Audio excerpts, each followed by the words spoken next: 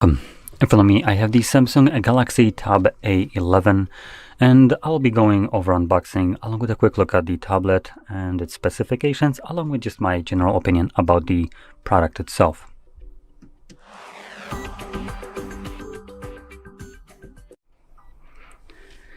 Okay, so let's get straight into this. Now, without sugarcoating it, this is going to be basically a cheap offering from Samsung. So this device comes at a price tag of roughly $200 US. Now that would already include a tax. So it's relatively affordable for Samsung standards. It's also a super small device, as you can see. Oh god, those are some hideous bezels. My goodness. So anyway, let's boot it up. And while this is turning on, come on. There we go. Gonna move over to the rest of the package. What do we get in here? We get paperwork, and we get energy sticker along with our Type-C to Type-C cable, and that's everything that we get. Wait, is there no like? Huh? Oh, there it is. Okay, so we do have SIM eject tool. I was already thinking that Samsung is cutting costs even on that now. Okay, so this has booted up. Nice. Come on, flip over. And you can see these absolutely atrocious bezels on left and right, or top and bottom, depending on how you're holding it. And just to kind of give you a comparison, let me just bring up my phone. So this is the S25, just the bog standard one. And these are the bezels on this device. And these are actually a little bit thicker than they are in reality, just because I have a matte screen protector and it has this garbage ass design with a black border around it. So this already has like almost non-existent bezels. This, on the other hand side, is looking like it's straight out of 2010. So great. Now let's start to go over the setup. So add SIM to connect. Okay, so we do have SIM card support in this one. I did see that we do have a tray right here. Let me just grab an actual like good SIM eject tool. Of course, it's not from Samsung. So we do have SIM and SD card support. Nice. Anyway, plopping that back in here. Can continue the setup. So language, English, United Kingdom. Oh God, no! Please, just anything but UK. Espanol, Hispano, whatever. As long as it's not UK or US, I'm Gucci. Anyway, wait, didn't I select English? Oh no, I did select Espanol. Okay, cool. My bad. New Zealand, India. That's like 30% of the population, so might as well. Anyway, he's set up. No one cares. Skip. Can I skip it? Yes, I can. Yes, we're not going to be protecting this device. It's not worth much anyway. We're going to be definitely turning this trash off.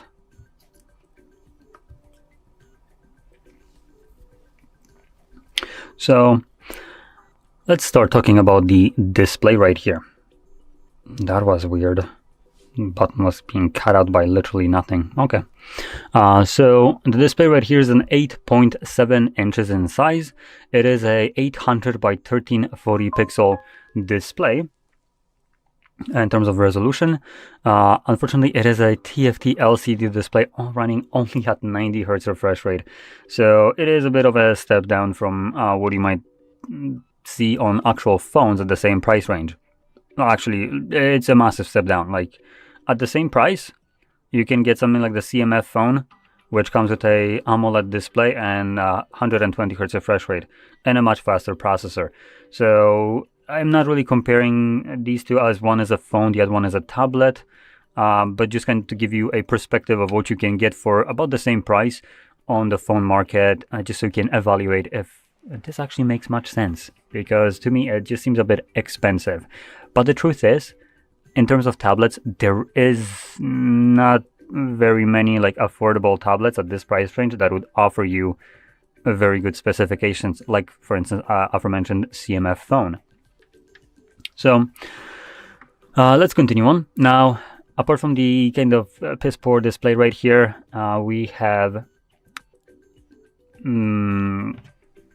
single camera at the back. So that camera is an 8 megapixel that does 1080p at 30 frames. Well, that's not anything great. And then a selfie right here, okay, we can kind of see right here, is a 5 megapixel. So even a lower resolution. Great. So in terms of cameras right here, we're not really getting much. In terms of the OS running on here, it is obviously Samsung One UI. Now let's check. Oh god, that feels awful. Let's see what One UI it is. Actually, this feels now better. So I don't know why the first like pull down was so sluggish. Let's see, where is the general device care? Where the hell is it? Oh, there we go, about tablet. Wow, blind. So software information, and we're looking at Android 15. So we're a little bit behind, and One UI version 7. Now, this device definitely will get One UI 8 and Android 16 as it is newly released, and Samsung does offer at least like what, 2-3 years of software updates, so it will get it. Just the question is when. But right now it comes out of the box with what we see right here. Chances are, if I connect to network, it actually might tell me that I have an update. I just don't feel like really doing it. So one benefit of the One UI right here is obviously the multitasking capabilities of it.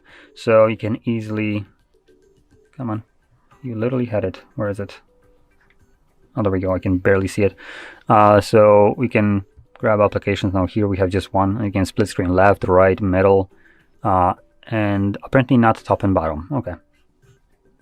So it's a pretty handy feature, I would say. I personally use it on my phone quite frequently, and I find this very useful. And you also have it in a bar. There we go. As you can see right here. So you can access it this way if that is something that you prefer, but it gets a little bit wonky if you're planning to use gesture navigation. With gesture navigation, I think this one will be better, which you can obviously edit and add additional applications in here. Anyway, let's move over to the internals of what's powering this device. And what's powering it is a 5100 mAh battery that can be charged at a measly 15 watts. Now, this is literally just like such a piss poor specification for the battery right here that I cannot fathom. And considering Samsung is scared that their device is going to blow up, they're giving us this absolute abhorrent charging speeds, and yet things like the Samsung rings, which costs a pretty penny, definitely more than this crap does, still manage to somehow blow up or expand, sorry. But yeah, fantastic. I feel so safe having a device like this right next to me, so it can decide that it's gonna spontaneously combust for no reason. Awesome.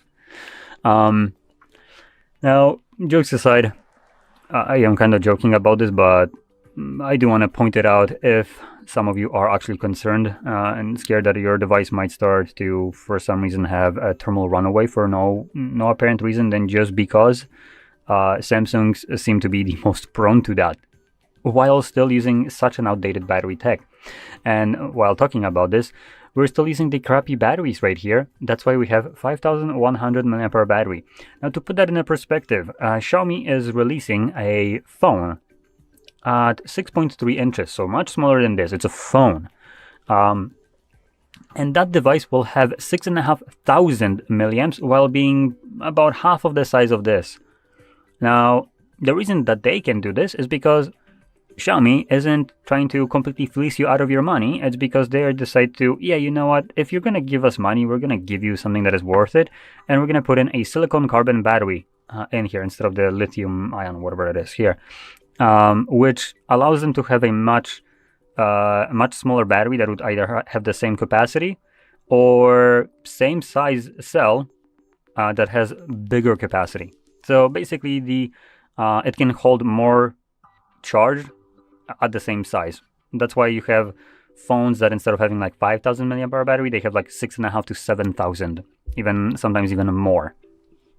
So again, Samsung decided, nah, that's not the case. Just like they decided here with a flagship device to also not include that, because that's just extra cost that we would need to, you know, take away from our profits, and that's not good. We're just gonna give them the same shit that we have been doing for half a decade now. Awesome. So no good battery here, no good charging speed here. In terms of the processor, we're looking at a Helio G99 processor with a whopping 4 gigabytes of storage and 64 gigs of 4 gigabytes of RAM and 64 of storage, sorry. And you can get it up to 128 and 8 gigabytes. And if you're buying this, that would be the option that you should probably go with, because God forbid you should ever deal with 4 gigabytes of RAM and 64 storage. This is piss poor excuse of even an option. Like, this shouldn't exist. 4 gigabytes in 2025 with a normal Android and One UI 7 or 8 is going to not be a fun experience. While 128 and 8 gigs will basically make it a bit more manageable. Storage-wise, I don't think anyone should go for the 64. It's asking to have problems and deal with SD cards and all that stuff.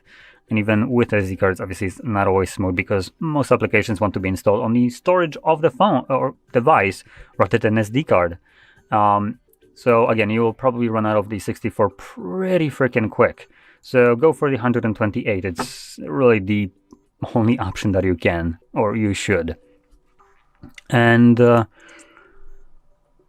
that's about it for the internals. Now, if we take a look at the build quality, we have aluminum body by the looks of it. Let me just double check. Okay, never mind, it's not stated. But yeah, so this is aluminum body, or plastic partially.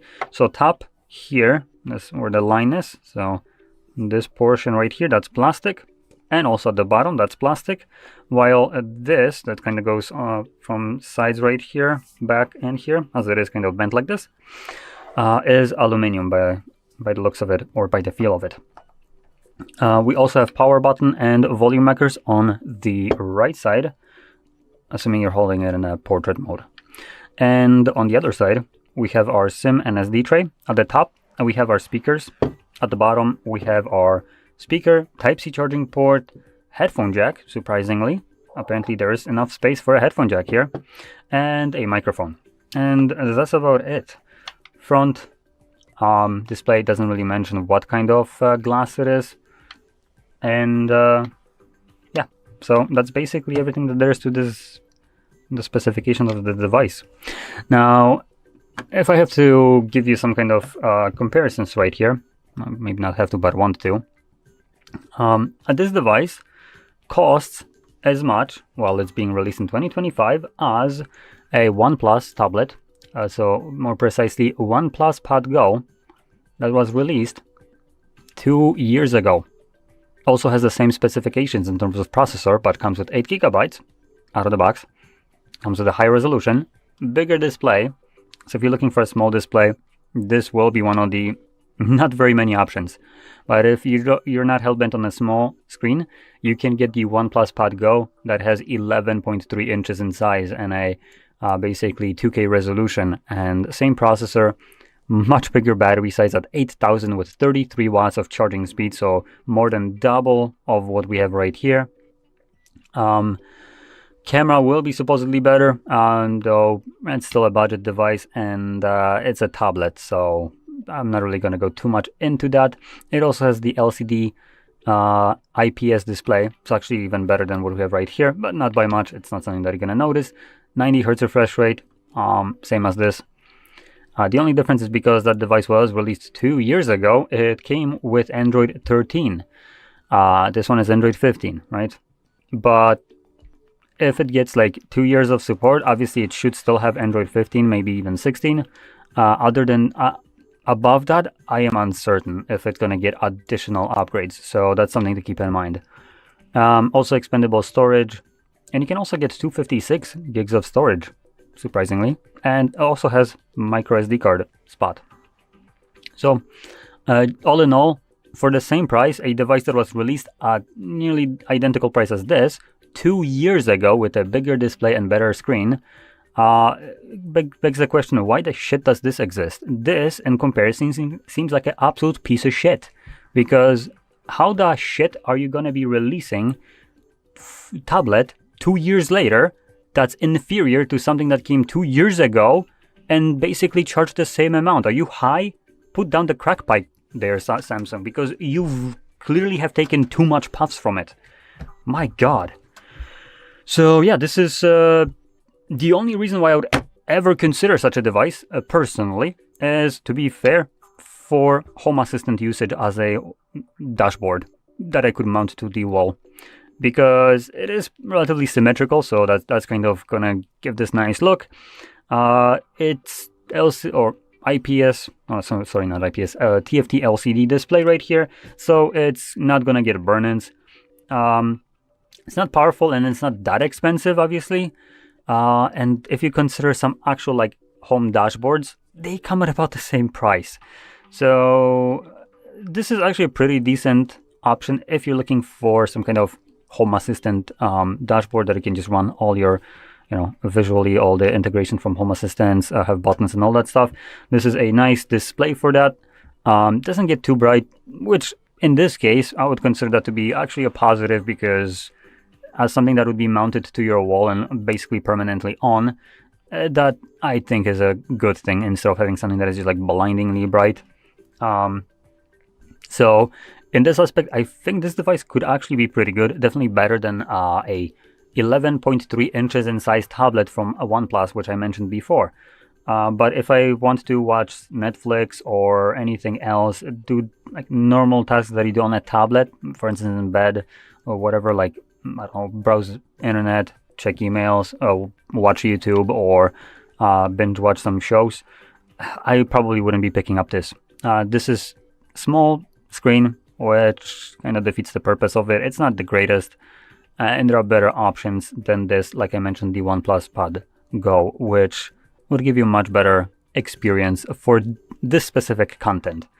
But if I were to look for a dashboard, this actually probably would be my pick, because it is pretty good size for what I would want to have on a wall for this. So anyway, that's about it. Hopefully you found this video helpful, and if you did, don't forget to hit like, subscribe, and thanks for watching. Welcome. In front of me is a Samsung Galaxy Tab A11, and today I'll show you how you can set up your device for the first time.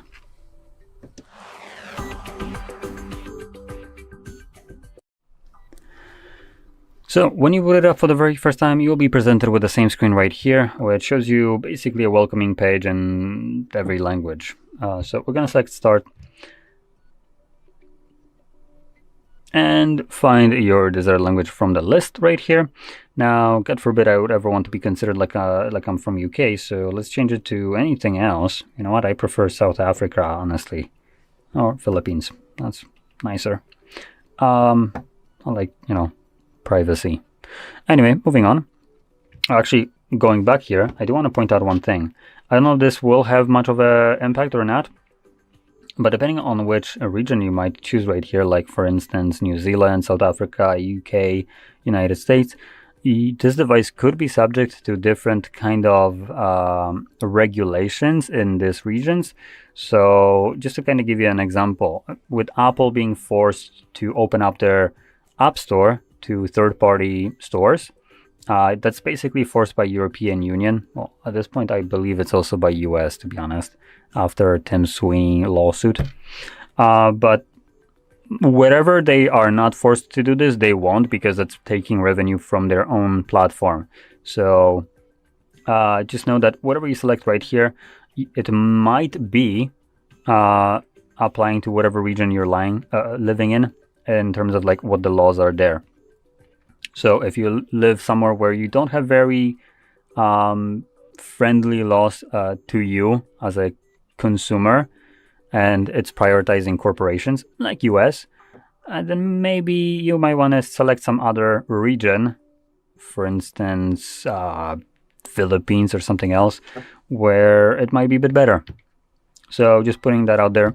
I never really got the chance to check it, because at this point I don't think there's any laws that are very separate that are in effect, or that corporations are respecting at this point, to check if this is the case. But once it is, obviously we'll check it out. Anyway, so let's move on. And here we have the for your review and the user license agreement, and that's the only thing that we need to agree to. Under no circumstance should you ever agree to optional things. Why give corporations more data and privileges than they already have? I'm gonna probably take them away anyway by forced arbitration anyways. So till then, I don't agree to any of this. Anyway, moving on, we have easy setup with another device. So if you have another device, like for instance another Samsung, you'll get a pop-up like this on your screen. Setup Galaxy Tab A11, and I can select setup. Now this will basically move over data that is on the cloud to this device, which makes this as a easy setup absolutely useless. Because you can connect, for instance, cable to your tablet and to your device and use the Smart Switch application to move over all the data, not just the one that is on the cloud. So that's probably going to be a better option, but you would have to do that later on after the setup. Anyway, we're going to select setup manually, at least I am. And here we have the Wi-Fi connection page. Now I can skip this, as you can see, but in your case, you will not be able to skip this. First setup for most Samsung devices, not all, is going to force you to connect to Wi-Fi. And it seems like this is associated with the device having a SIM card support. As this one does, it would typically force you to connect to network. Now, because this device was reset just a moment ago and already went through the first initial setup, I don't need to connect to network, so I can actually skip it. Now, I do want to also talk about the pop-up right here. So skip Wi-Fi setup, so connect to the internet. That's what we want to be able to do. Install software updates and use device protection features. Now this is new Samsung garbage that they put on here, and it's absolute load of shit. Half of this is just nothingness. The other half is just lies. So connect to network. Wow, without network, I won't be able to have network. Gee, wow, shit, tell me more. Another thing is install software updates. Cool, that's an informative option right here, which is fine. And then use device protection features. Now that's a bullshit. That's just absolute bullshit, and I'm going to prove it. Now, what it's actually supposed to tell you is that date and time won't be set automatically. You won't be able to get software updates. And there was one more. Software updates. Oh, and log into Google account. Which none of these are present here because Samsung decided to substitute the actual useful information with their load of shit. Screw you. Know your place, trash. Anyway, here's the date and time, which they obviously didn't mention. Which is clearly showing up because it's not set automatically. Great. So, in here you can customize this if it's incorrect. And then move on to the next page. Which is, oh wow, would you look at that? Protect your tablet. Well, I thought that I can't use protection on my device. So let's not do this one. I'm going to do pattern. Are you feeling okay there, Samsung? It looks like you are going to allow me to select a protection. Oh. Wow, my device is protected even though it's supposedly not supposed to be without internet connection. Well, that seems like absolute load of bullshit that you told before. Not even sure how is this legal, to be completely honest. Because it's a literal blatant misinformation through the setup process, which I just showed you is load. Now, moving on, we have Google services. We have things like location, scanning, and sending user and diagnostic data. Now, as you've seen, I am primarily going through this in a way that shares almost no data right now, or tries not to. So I do want to talk about this one. We can turn all of these off, but it's Google. Let's not kid ourselves and believe that this actually does absolutely anything. If it did, then as an example, criminals that take their phones while they're basically without a SIM card, without internet connection, without localization, still manage to be found because the devices, even though you turned off some of the things, are still broadcasting your signal and connecting to other devices, and basically using those other devices that have that enabled to triangulate where you are located with that device. even though everything supposedly is turned off. And if we look at here, localization or location, it uses things like GPS and Wi-Fi. We can also locate through Bluetooth connections, through basically antennas, like, you know, cellular antennas and other things. So this right here, this option is kind of, you know, omission of truth. Yeah, cool. We don't know where you exactly are using GPS, but we know where you are using Bluetooth or nearby devices or several other ways, which they don't mention. Anyway, let's move on. Come on. There we go. Oh, another great thing for Samsung. This is a new feature here, if you can even call that a feature. The first one at the very top is the auto blocker. Now, it should be called app blocker, more probably correctly named, as one of the things that it does is prevents installation of unknown source applications, aka applications that you downloaded yourself from whatever source you decided to that is outside of Play Store or the Samsung Store. Now, in here, they're trying to claim like, oh, it blocks apps from unverified sources, which that's one of the things, but then also blocks commands by USB cable, blocks malware images in messaging apps, and blocks non-official software updates. Now, I sure shit have never encountered any of these, so this is just kind of a solution to a problem that, at least to me, never existed. Now, if you manage to install a software update that wasn't malware because I don't know where you were installing it from, then it sounds like a you problem, to be completely honest. Because you can just navigate into the settings and look for updates in there. So if you're doing this some other way, natural selection at its finest, I would say. Even though it's not really doing its job here fully. If we take a look at other ones, blocks malware images from messaging apps. Now this seems like messaging applications problems and also EU problem if you're opening up some random images that have malware in them. And I'm not even sure how that is possible, but that's something that I would believe application messaging app should be able to prevent.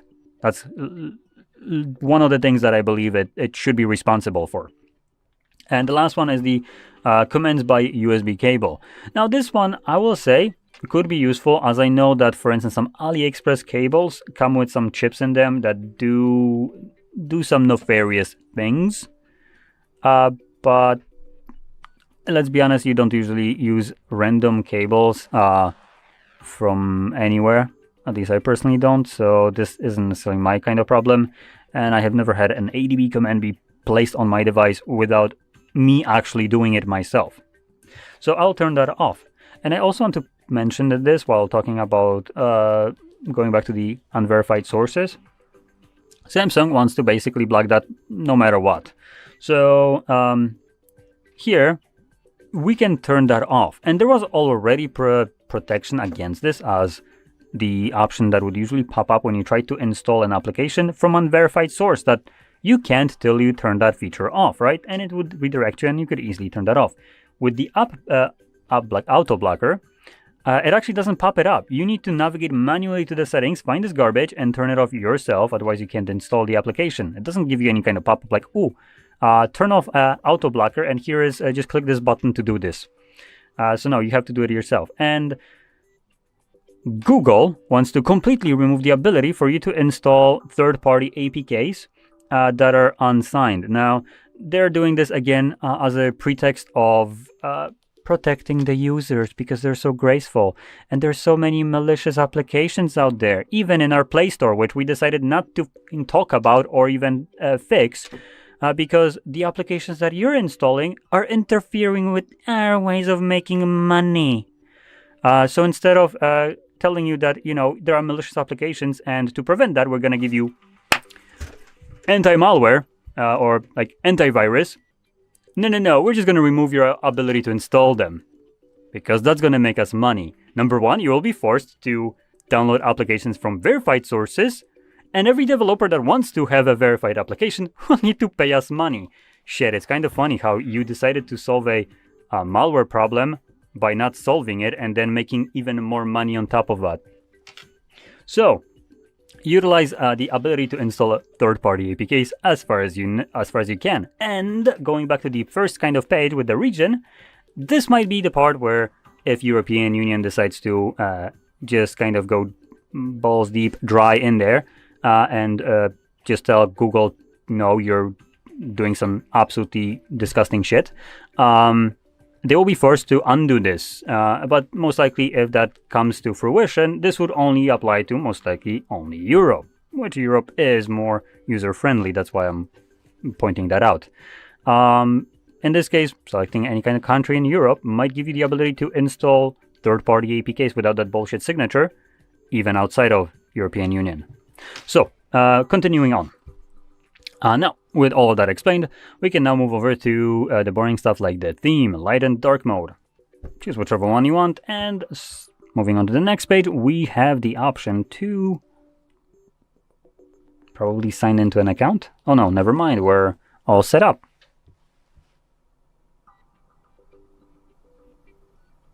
So there we go.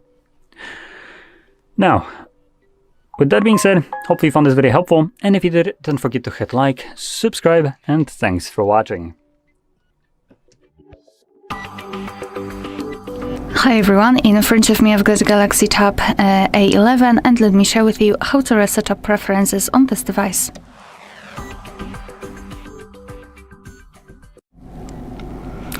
So let's begin with opening the settings, and here in this left section we have to scroll and find the apps, which are right here.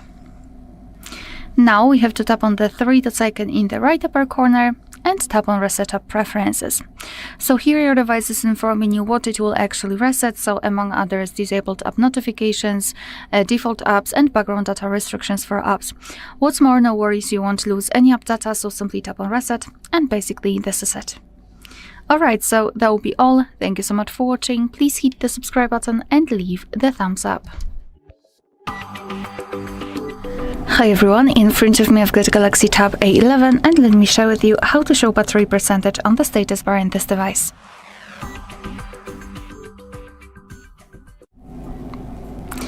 So let's begin with opening the settings. And here in this left sections, let's scroll down to find notifications. Here we have to tap on the status bar, and as you can see here we've got the option show battery percentage, which obviously in my case is turned on. However, if you've got it turned off, simply tap on the switcher and your device will immediately apply the percentage inside the battery icon, and this is the only way to show the percentage. We cannot show it, for example, next to it, only inside. You can turn it off just by tapping on the switcher again. Alright, so that will be all. Thank you so much for watching. Please hit the subscribe button and leave the thumbs up. Hi everyone, in front of me I've got Galaxy Tab A11, and let me share with you how to check the serial number of this device.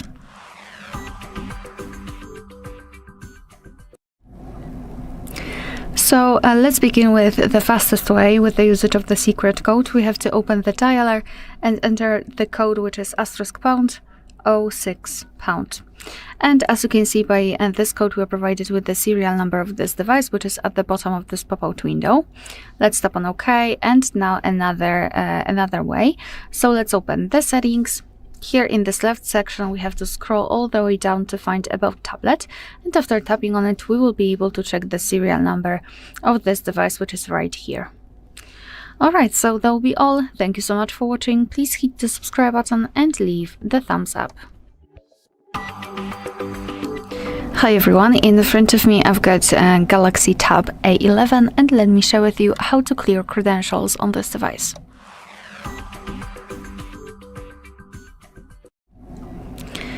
So let's begin with opening the settings, and here in this left section we have to scroll down and find the option Security and Privacy.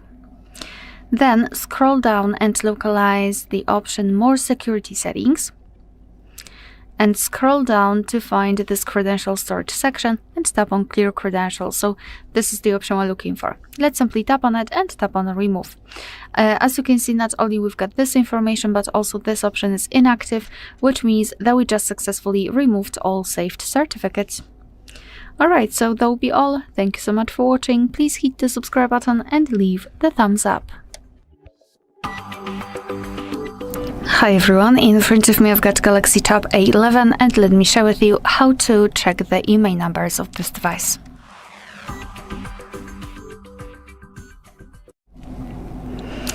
So let's start with the fastest way with the usage of the secret code. We have to open the dialer and enter the code, which is *##06#. And as you can see by this code, we are provided with both IMEI numbers of this device. So let's tap on OK. And now another way through the settings. So let's open the settings. Here in this left section, we have to scroll all the way down to find the option about tablet. And then we have to find the IMEI number of this device, which is right here. Fortunately, we do not have to enter any other sections. It's right there. Alright, so that will be all. Thank you so much for watching. Please hit the subscribe button and leave the thumbs up. Hi everyone, in front of me I've got Galaxy Tab A11 and let me share with you how to turn off running apps on this device.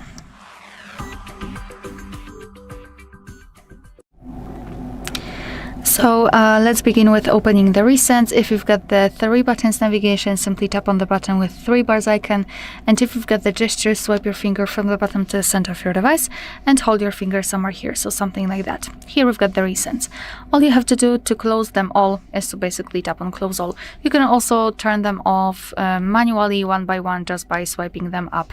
But if you've got a lot of apps opened, it's more convenient to simply tap on close all. And now we just got back to the recent, to the home page. We can open the recents to check, and here we've got no recently used apps, which means that we just successfully closed all of them. Alright, so that will be all. Thank you so much for watching. Please hit the subscribe button and leave the thumbs up. Hi everyone, in front of me I've got Galaxy Tab A11 and let me share with you how to change the screen timeout on this device.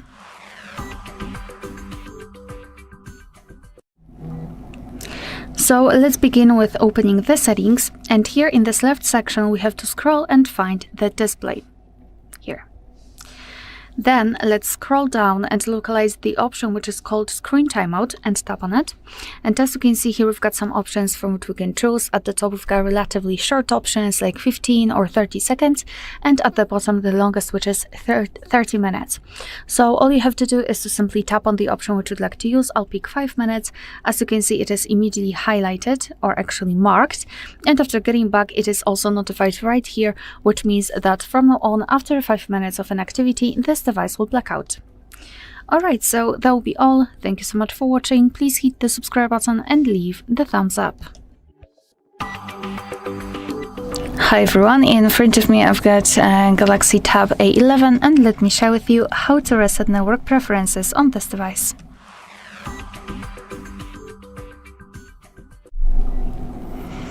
So let's begin with opening the settings, and here in this left section we have to scroll down to find General Management and tap on it.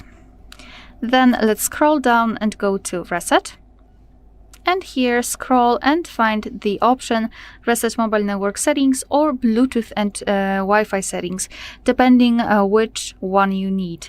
So basically the whole operation looks the same in both. Simply tap on the option, tap on Reset Settings. Your device will ask you if you really want to do it, because you cannot undo this action. So just tap on Reset if you're ready. And the same with Wi-Fi and Bluetooth. Just tap on it, tap on Reset Settings, and Wi-Fi and Bluetooth settings have been reset successfully. Alright, so that will be all. Thank you so much for watching. Please hit the subscribe button and leave the thumbs up. Hi everyone, in front of me I've got Galaxy Tab A11 and let me share with you how to reset camera preferences on this device.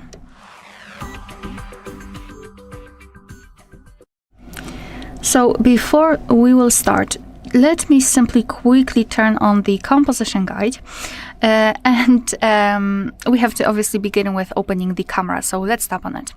I hope that you can see those grid lines. I've applied them because I'd like to show you a visual evidence that the reset option will work, so basically they should disappear after the whole operation. So to reset the settings, we have to open this 4 dots icon here, so let's simply tap on it. and now enter the settings. Now we have to scroll down all the way down actually to find this option Reset Settings and tap on it and tap on Reset to confirm. And as you can see, we just got back to the camera and the green lines are not visible, which means that we just successfully reset all camera preferences to their defaults. Alright, so that will be all. Thank you so much for watching. Please hit the subscribe button and leave the thumbs up. In front of me is Samsung Galaxy Tab A11 and today I would like to show you how you can rename it. First of all, you need to open Devices Settings and scroll all the way down right away. When you're ready, tap on About Tablet and then choose Rename button right under your current device's name. Don't worry, I tested it before, so I can assure you it will work. All you need to do now is type in your new name. Let's go with Pumpkin and select Done to save your changes. So when I do that, as you can see, name of my tablet has changed. Thanks so much for watching. If you enjoyed this video, leave a like, comment and subscribe. Bye! Hi everyone, in front of me I've got Galaxy Tab A11 and let me share with you how to check for the software updates on this device.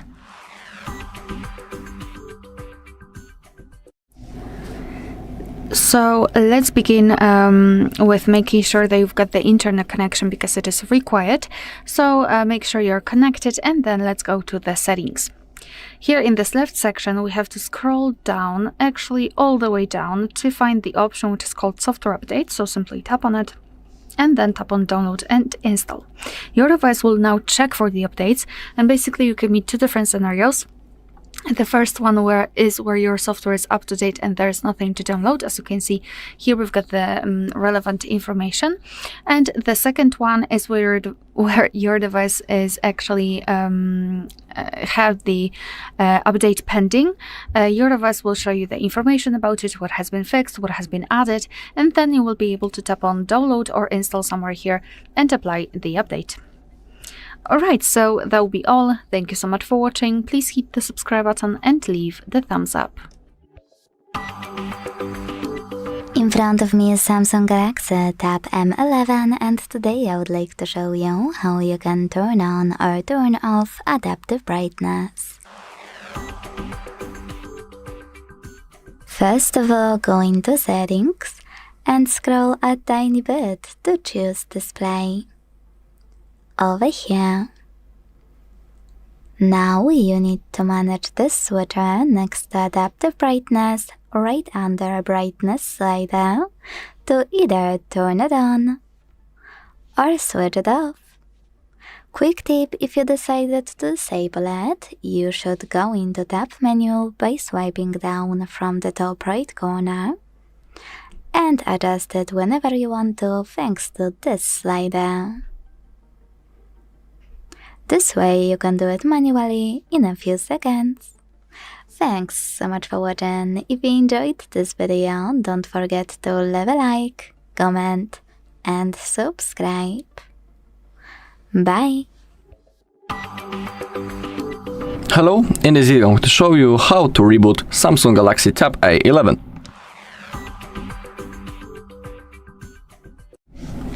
Okay, the process is really easy, so I'm sure that all of you can handle it. All we need to do is to launch the power menu. We do it by holding the power button and volume down button at the same time for like 1.5 seconds. So hold power button and volume down button, just like that. Now simply tap the restart button and tap once again.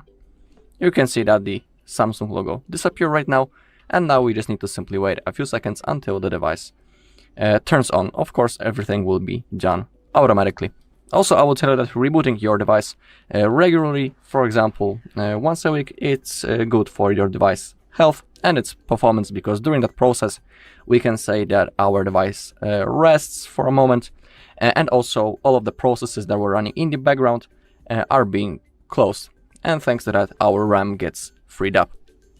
Okay, and that's all in this video. Thank you all for watching. If you found this video helpful, please leave a like, comment, and subscribe. In front of me is Samsung Galaxy Tab A11, and today I would like to show you how you can change display refresh rate. First of all, you need to open Settings and scroll to click on Display section here. The rest is pretty easy. After scrolling down again, you will see Motion Smoothness section.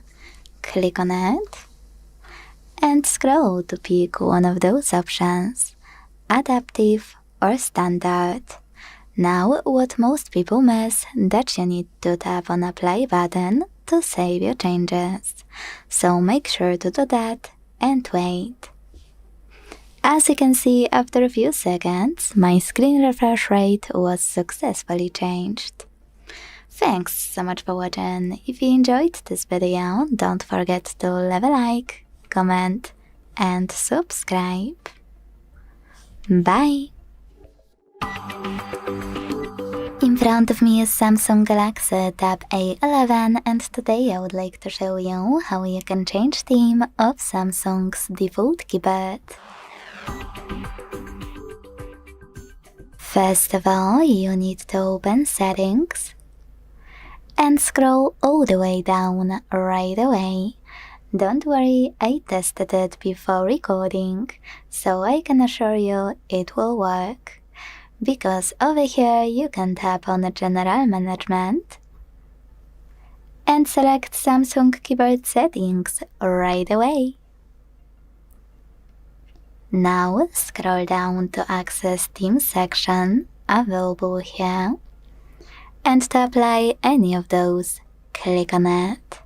So when I do that and go back, I can see that theme of my keyboard has changed. Thanks so much for watching. If you enjoyed this video, don't forget to leave a like, comment, and subscribe. Bye!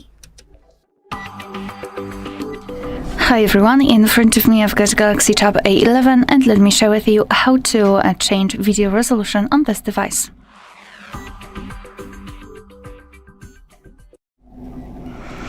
So let's begin with opening the camera app.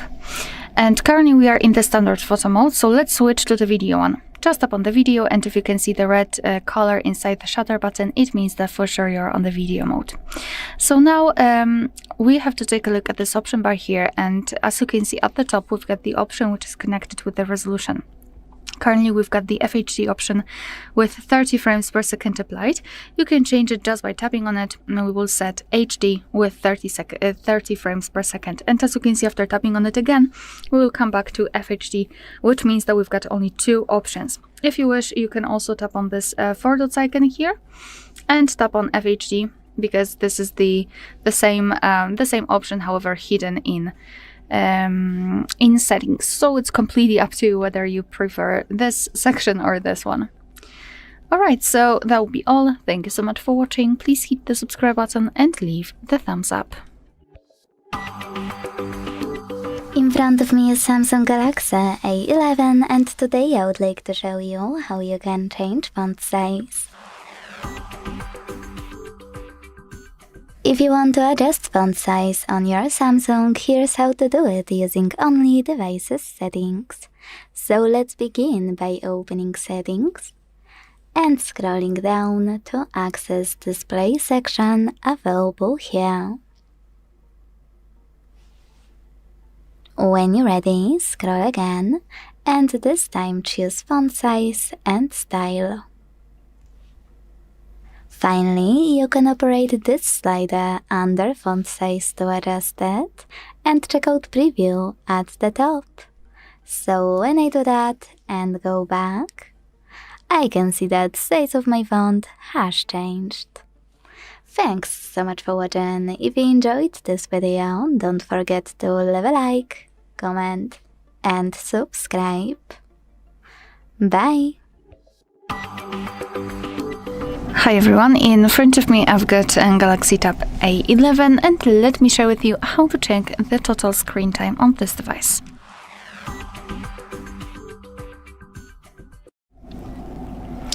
So let's start with opening the settings, and here in this left section we have to scroll and find the option Digital Wellbeing and Parental Controls. So right here we've got the graph which will show us for how long we've been using this device today. As you can see, in my case it's almost 40 minutes and most of the time I've spent on the settings, then phone and the camera. We can of course tap on this section and we will be transferred to the dashboard where we can check the screen time in particular days of the week. We can compare them, we can of course tap on them, and under it we will get more info. So for example, the usage of specific apps. We've got also the notifications count and the unlocks count. You can also tap on categories, show categories or show apps. It's up to you how you prefer to do that. Alright, so basically this is it. This is how to change the total screen time in this device. Thank you so much for watching. Please hit the subscribe button and leave the thumbs up. In front of me is Samsung Galaxy Tab A11, and today I would like to show you how you can download and apply Rosemary font. First of all, you need to open Devices Settings and scroll to choose Display section available here. Now scroll again and this time choose Font Size and Style to access Font Style section. Now my favorite part. To get Rosemary font, all you need to do is hit Download Fonts. Tap on this tiny icon right next to Rosemary one and wait for it to be ready. Then go back and apply it by simply clicking on it on the list. As you can see, mine was successfully applied. Thanks so much for watching. If you enjoyed this video, don't forget to leave a like, comment and subscribe. Bye! Hi everyone, in front of me I've got a Galaxy Tab A11 and let me share with you how to clear the browser on this device.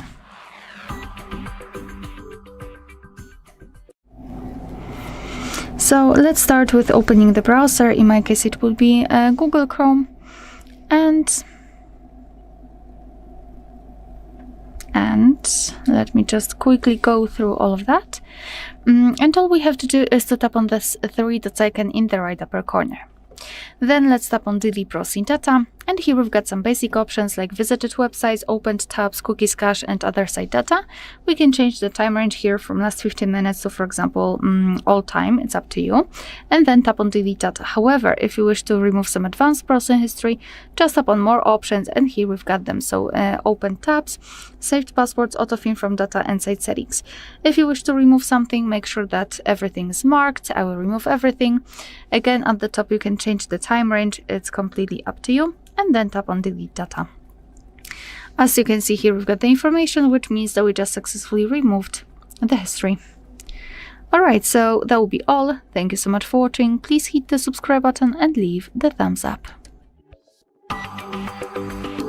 In front of me is Samsung Galaxy Tab A11, and today I would like to show you how you can locate all text correction options. If you wanna find all typing options of your Samsung default keyboard, here's how to do it in few seconds. First, open Settings.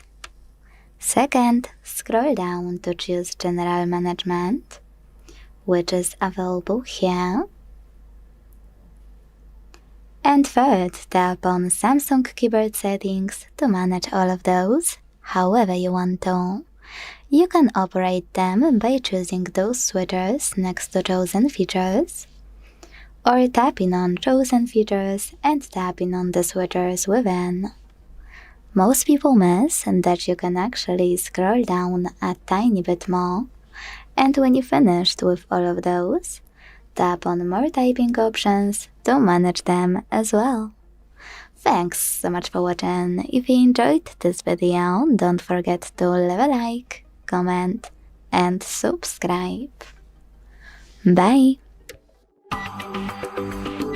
In front of me is Samsung Galaxy Tab A11, and today I would like to show you how you can check a password in Passwords Manager. First of all, go into Settings and scroll to click on Google section available here. The hardest part about checking password in your manager is finding manager itself, so follow all of those steps. First, tap on All Services, then scroll and look for Autofill with Google section. When you finally find it, tap on it as well. And now we can scroll down again to get into Google Password Manager right away. Finally, click on any password you wanna check, enter your screen lock, and use this eye icon next to your password to make it visible.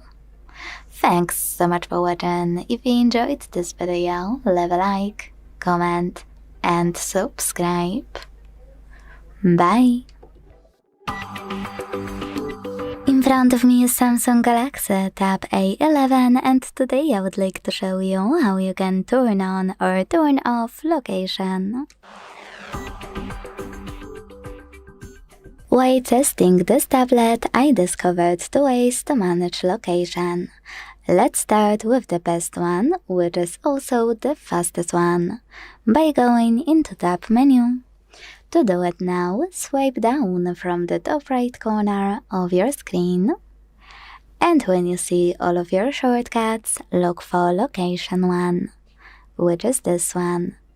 Then tap on it, and if it's white, that means that location is on. To switch it off, tap on the same one until it's gray. If you have a bit more time though, you can go into Settings, scroll to access Location section available here, click on it and manage it thanks to this switcher at the top right corner. Thanks so much for watching. If you enjoyed this video, don't forget to leave a like, comment, and subscribe. Bye! Welcome. In front of me is a Samsung Galaxy Tab A11, and today I'll show you how you can format your SD card.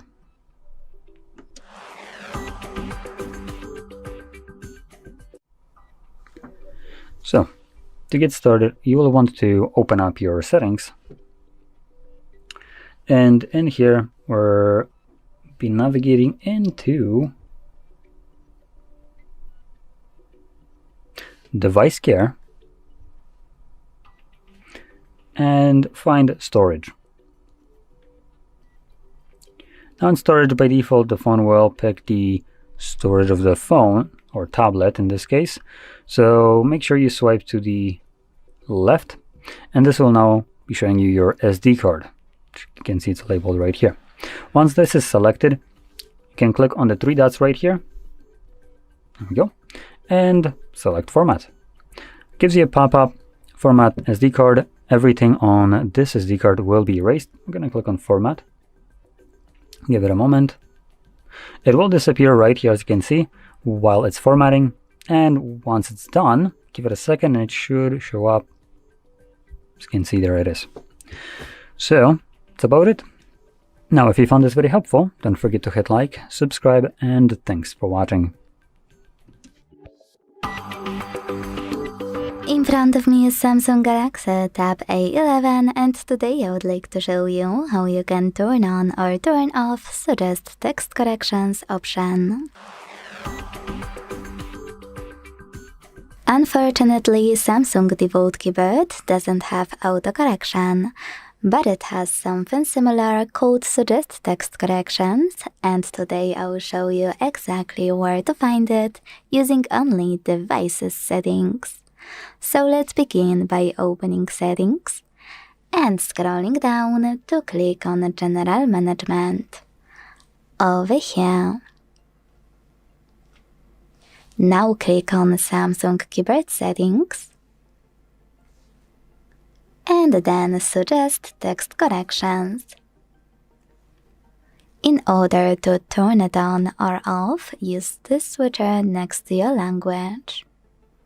If you decided to enable it, it will underline misspelled words in red and then suggest corrections. Personally, I would recommend for you to at least try it, and if you won't like it, you already know where to switch it off. Thanks so much for watching. If you enjoyed this video, don't forget to leave a like, comment, and subscribe. Bye! In front of me is Samsung Galaxy Tab A11, and today I would like to show you how you can change the food app. Before we begin, a quick disclaimer. To change your default apps, you need to have new ones ready to replace them. So firstly, go into Play Store and download all of your new defaults. In my case, Firefox browser. As you can see, I already have it on my tablet, so I can exit Play Store and go into Settings. When you're ready to access settings, scroll to choose Apps section, available here.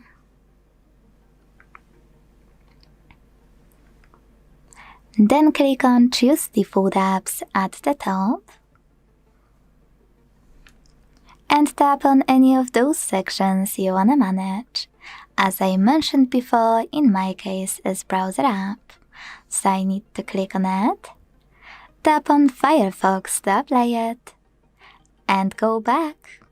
As you can see, after a couple of seconds, my default app has changed.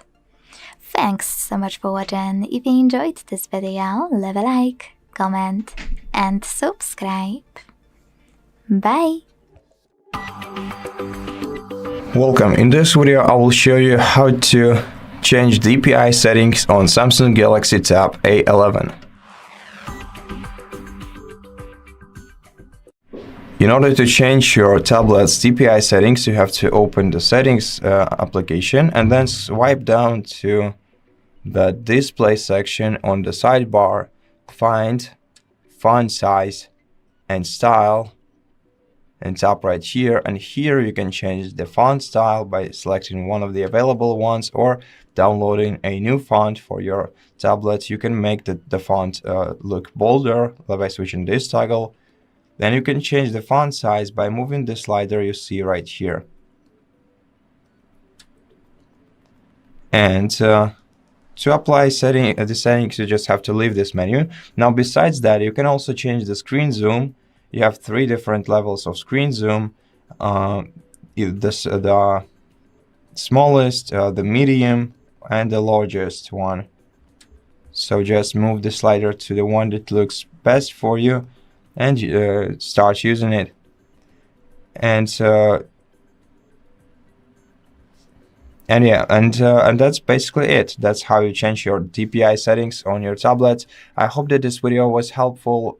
So thank you so much for watching it. If you liked it, please consider subscribing to our channel. Leave us a like and a comment below, and I'll see you in the next one. Hi everyone, in front of me I've got Galaxy Tab A11, and let me share with you how to set the camera timer on this device.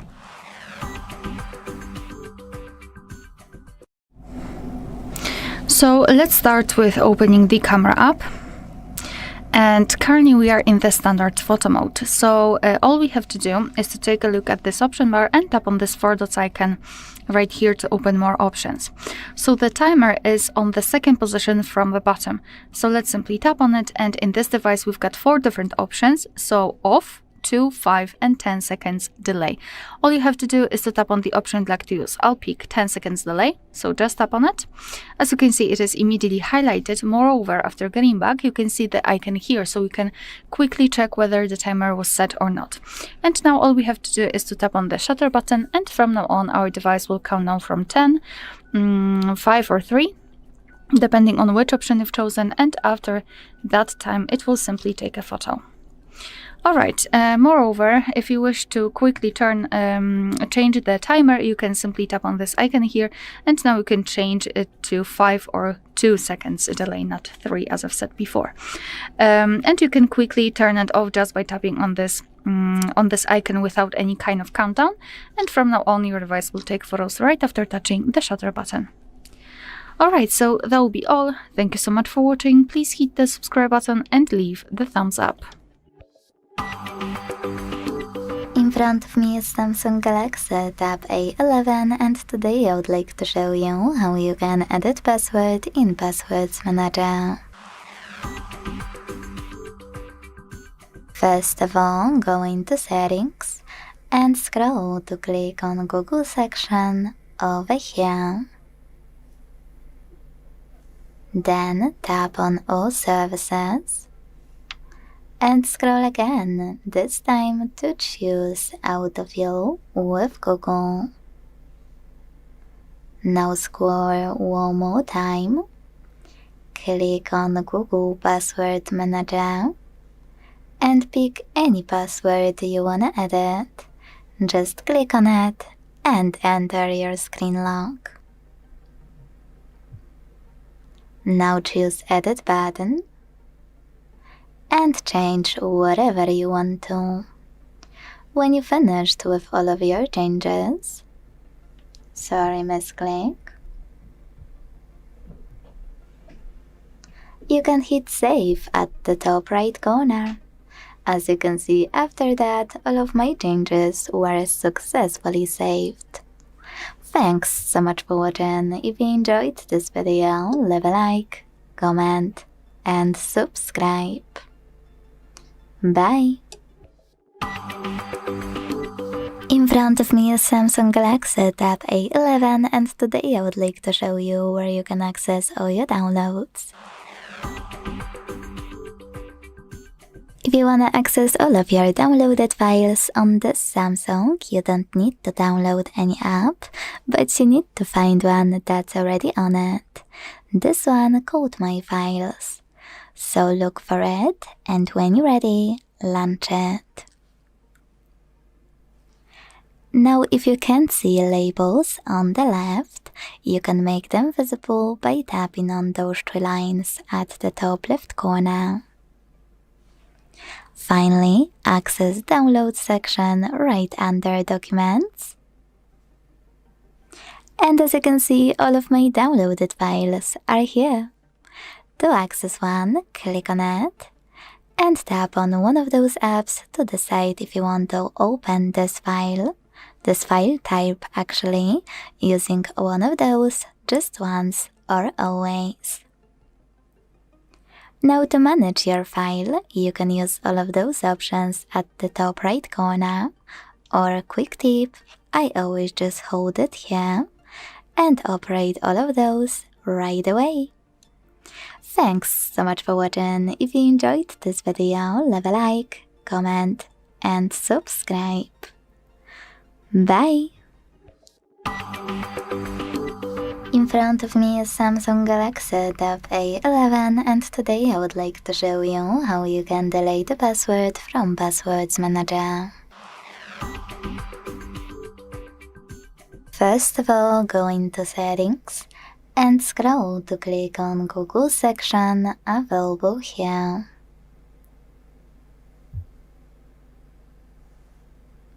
Now choose All Services.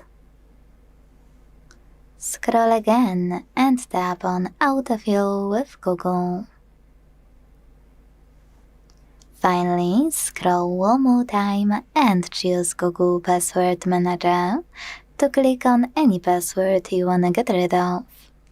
Quick disclaimer, because I get this question a lot, this won't delete any app on your device or any account, only saved password in your manager.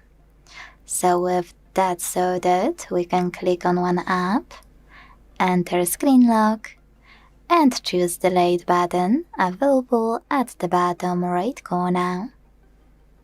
Last but not least, confirm your choice in the pop-up. Thanks so much for watching. If you enjoyed this video, leave a like, comment, and subscribe. Bye! In front of me is Samsung Galaxy Tab A11, and today I would like to show you how you can delete Google search bar from home screen. If you wanna get rid of your search bar, all you need to do is hold it and wait for the pop-up to show. When it does, tap on Remove button in the middle and wait. As you can see, after a few seconds, my search bar was successfully deleted. If you wanna restore it though, don't worry, I got you.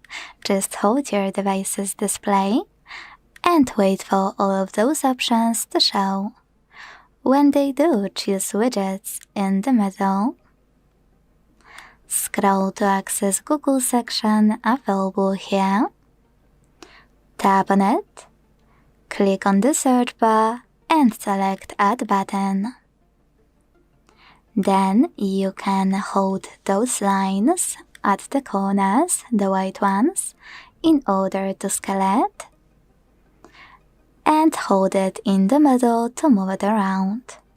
Place it wherever you want to and let go.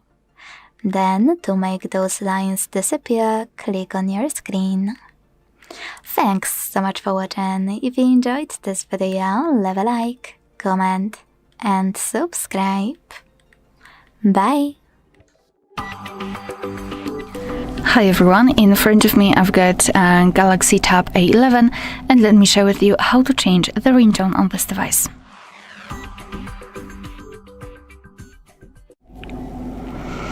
So let's begin with opening the settings right here, and in this left section scroll and find sounds and vibration. Then let's tap on ringtone. And as you can see, we will be transferred to the full list of pre-installed ringtones from which we can choose. At the top, we've got the option silent, which means that after choosing it, your device will not use any kind of sound to notify you about the incoming call. And on the in the right upper corner, we've got this plus icon. So if you've got some files, for example, downloaded or recorded, they should appear somewhere there, and you will be able to pick them and set them as a ringtone. So in order to listen how the particular ringtone sounds, you have to simply tap on it, and then your device will simply play them. Oh, I've just had this switcher here. So basically this is how it works. And let's pretend I wish to set this baby bear as my ringtone. So all we have to do is to make sure that it is marked and then go back. And as you can see, it is notified right here, which means that from now on our device will use the chosen ringtone to notify us about the incoming call. Alright, so that will be all. Thank you so much for watching. Please hit the subscribe button and leave the thumbs up. Hi everyone, in front of me I've got a Galaxy Tab A11, and let me share with you how to allow unknown sources on this device.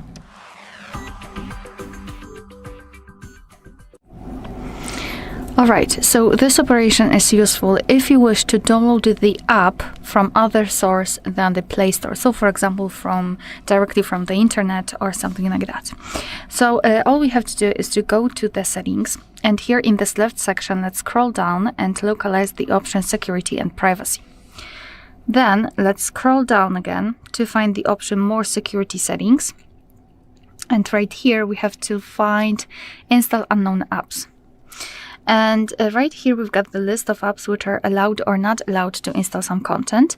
And of course we can change it. So let's pretend I'd like to download the app from Chrome. So simply find it in the list and then tap on the switcher next to it. And from now on the Chrome is active, and it means that I can download something from it. Basically it works the same with all other apps, so just find it and then tap on the switcher next to it. And if you wish to turn off, to remove previously granted permissions, just tap on those switchers or tap on deny all.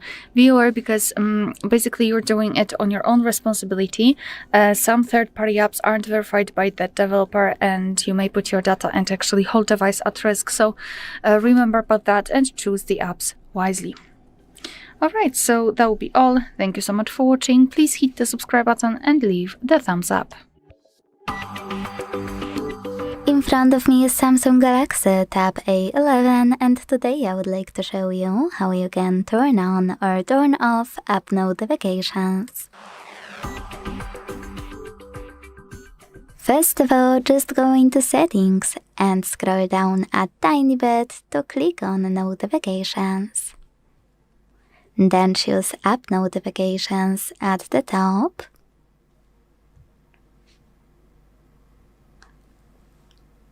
Wait for all of your apps to load, and when they do, select All at the top left corner of this section.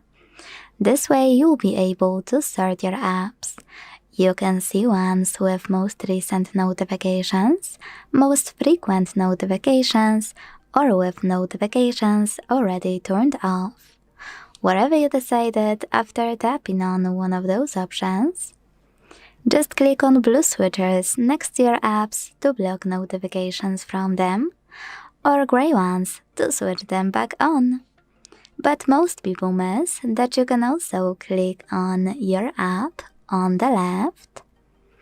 This way manage notifications thanks to this switcher, or adjust all of those options however you want to. Thanks so much for watching. If you enjoyed this video, don't forget to leave a like, comment, and subscribe. Bye! In front of me is Samsung Galaxy Tab A11, and today I would like to show you how you can clean storage. If you wanna use free app to clean storage on this Samsung, here's how I do it on devices I'm testing. Firstly, open Play Store. Now tap on the search bar and type in Files to download free app from Google Developer. Files by Google. When it's ready, launch it and hit Continue in the pop-up. Now tap on gray switcher next to Allow Permission. And finally use those three lines at the top left corner. Then you can tap on Clean. And the best part, tap on Clean next to Junk Files and confirm your choice by hitting Clear in the pop-up. Don't worry, this operation will only delete junk files, no data or any photos. So when I click here, I can see that storage of my Samsung was successfully cleaned. Thanks so much for watching. If you enjoyed this video, don't forget to leave a like, comment, and subscribe. Bye! Hello, in this video I'm going to show you how to reset Samsung Galaxy Tab A11.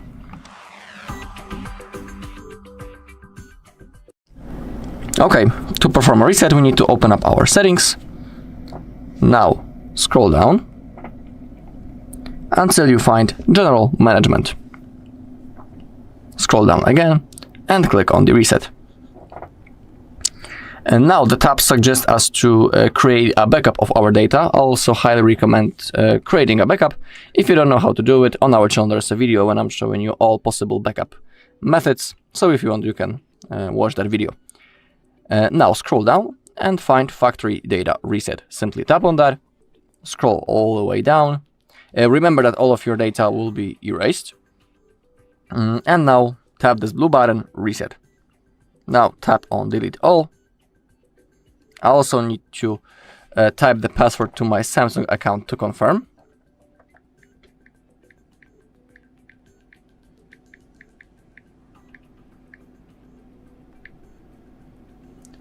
Then click on OK. You can see this notification shutting down. So now we just need to simply wait until the device turns off.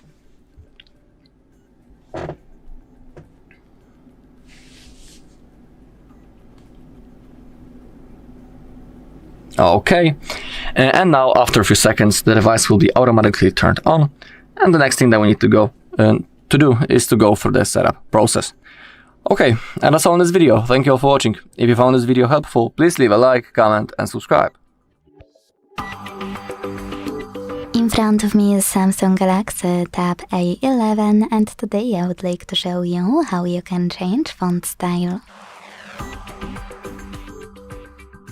First of all, go into Settings and scroll down a tiny bit to choose Display section. Now scroll again and this time select Font Size and Style. Over here. Then tap on Font Style. And finally apply any of those by tapping on the best one for you. So when I do that and go back, I can see that style of my font has changed. If you wanna try something more interesting, this is actually my favorite part, go back to the same settings and hit Download Fonts at the bottom of the list. Then click on one of those, you can buy one or choose one of the free ones. Hit Install, go back and wait for it to be downloaded. Then go back to Font Style list and click on your new one to apply it. Thanks so much for watching. If you enjoyed this video, don't forget to leave a like, comment and subscribe. Bye! Hi everyone, in front of me I've got a Galaxy Tab A11 and let me share with you how to update the apps on this device.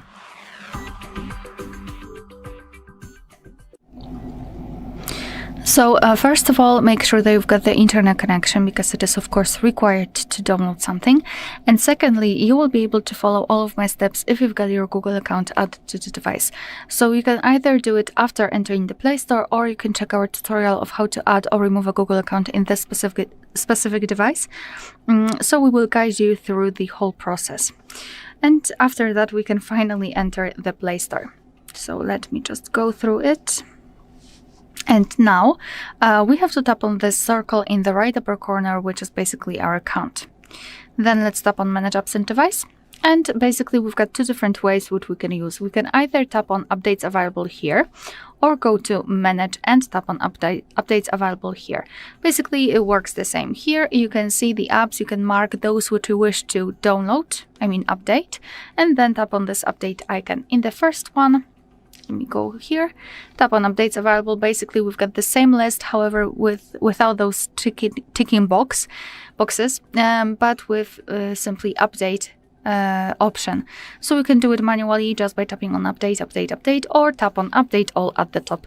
It's basically up to you. And after tapping on Update, you have to simply wait because your device will download the updates, and after that they will be successfully installed and automatically updated. Alright, so that will be all. Thank you so much for watching. Please hit the subscribe button and leave the thumbs up. In front of me is Samsung Galaxy Tab A11 and today I would like to show you how you can check all specifications of this tablet. All you need to do is go into Play Store and download free app I always use while testing new devices. It's called DevCheck Device and System Info. From Flare to Developer. When you see it, download it, and when you're ready, hit Open. Now thanks to this app, you can find out all of those informations listed at the top.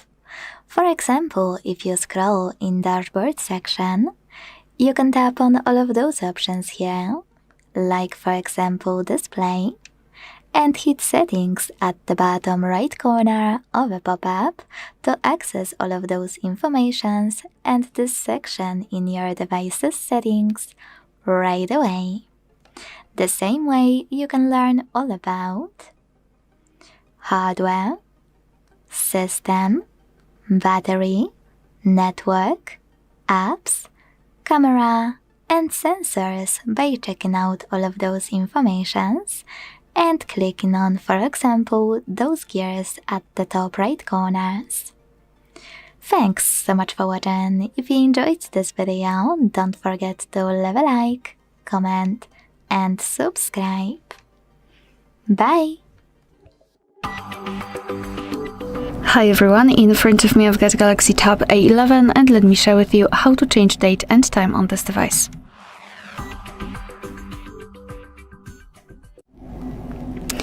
So let's begin with opening the settings.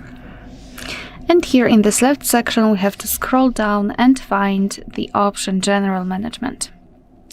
Then let's tap on date and time. And right now we've got some options which are currently inactive or invisible. It is because we are using the automatic date time and the time zone. So first of all, let's turn off both of those switchers, and now we can freely tap on date and choose it from the calendar. Just find it, tap on it, and then tap on done. It will be immediately applied. The same with the time, just by swiping and tap on done, and it will be immediately set. Here we can select the time zone, just tap on it, tap on the region, and here we've got the full list. Of course, you can also enter the name of the region which you wish to use. So just find it and then tap on it to apply it. It will be immediately set. Moreover, here you've got the time format option, so we can either use 12-hour format, which is currently applied, or 24-hour one just by tapping on the switcher. And unfortunately, the time format is the only format which we can change, so we cannot really change the date format. So this is the whole manual customization of date and time. Of course, you can go back to all previous settings just by tapping on those two switchers to set everything automatically. Alright, so that will be all. Thank you so much for watching. Please hit the subscribe button and leave the thumbs up. Welcome. In front of me is a Samsung Galaxy Tab A11, and today I will show you how you can insert SIM and SD card into this device.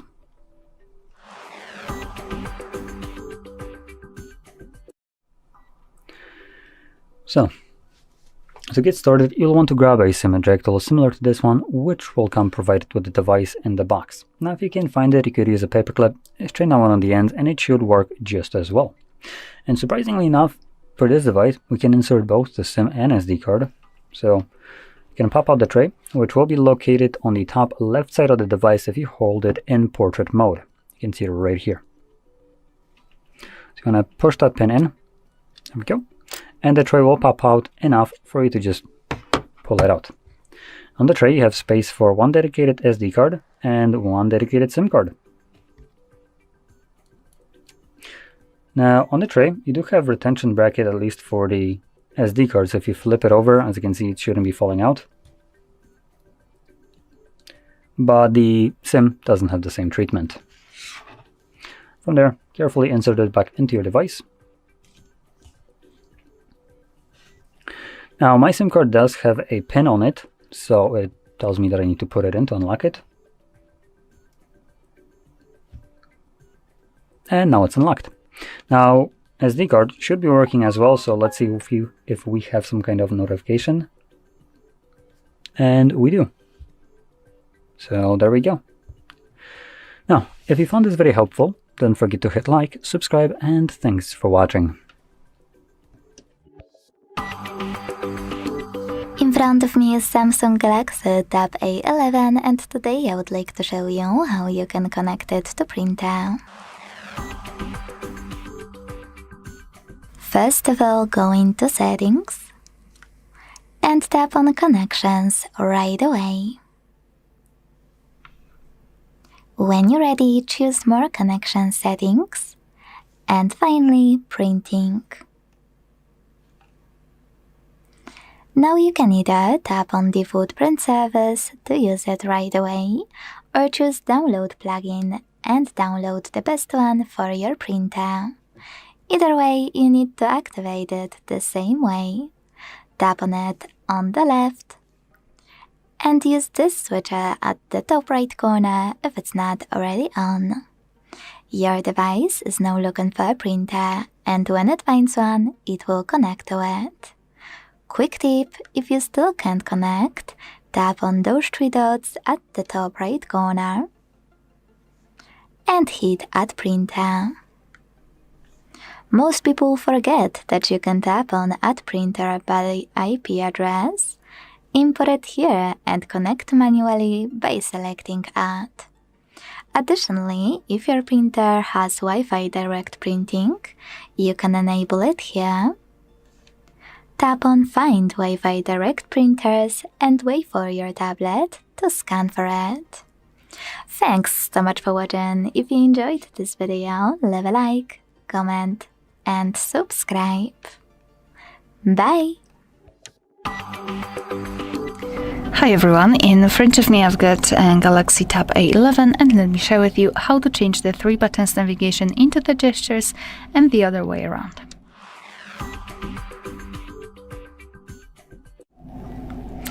So let's begin with opening the settings, and here in this left section we have to scroll and find the display. Then let's scroll down and localize the option which is called navigation bar. And if we've got the buttons, obviously this is how they will look like. You've got more options here, so you can change the position of the back button and the recents. You can also change the buttons position from the left to the right. It depends which configuration is more comfortable for you. And here, if you wish to set the gestures, simply tap on swipe gestures, and instead of the 3 buttons you've got this line which is responsible for some actions, of course. You can tap on more options, and here you can change the gesture sensitivity to be lower or higher. And to be honest, I highly recommend to get back to this option after a while of using the gesture, so you will be able to decide whether you need the sensitivity to be changed. So in order to get back to the previous page, you have to simply swipe your finger from the side to the center. If you can see this arrow, you can release the finger, and the same situation from the left side. If you wish to get back directly to the home page, simply swipe your finger from the bottom to the center of your device and make sure that this motion is quick and short, so something like that. And if you wish to open the recents, repeat the gesture, so from the bottom to the center, but hold your finger somewhere here, so something like that. And here we've got the recents. Alright, so that will be all. Thank you so much for watching. Please hit the subscribe button and leave the thumbs up. Hi everyone, in front of me I've got Galaxy Tab A11 and let me share with you how to change the wallpaper on this device.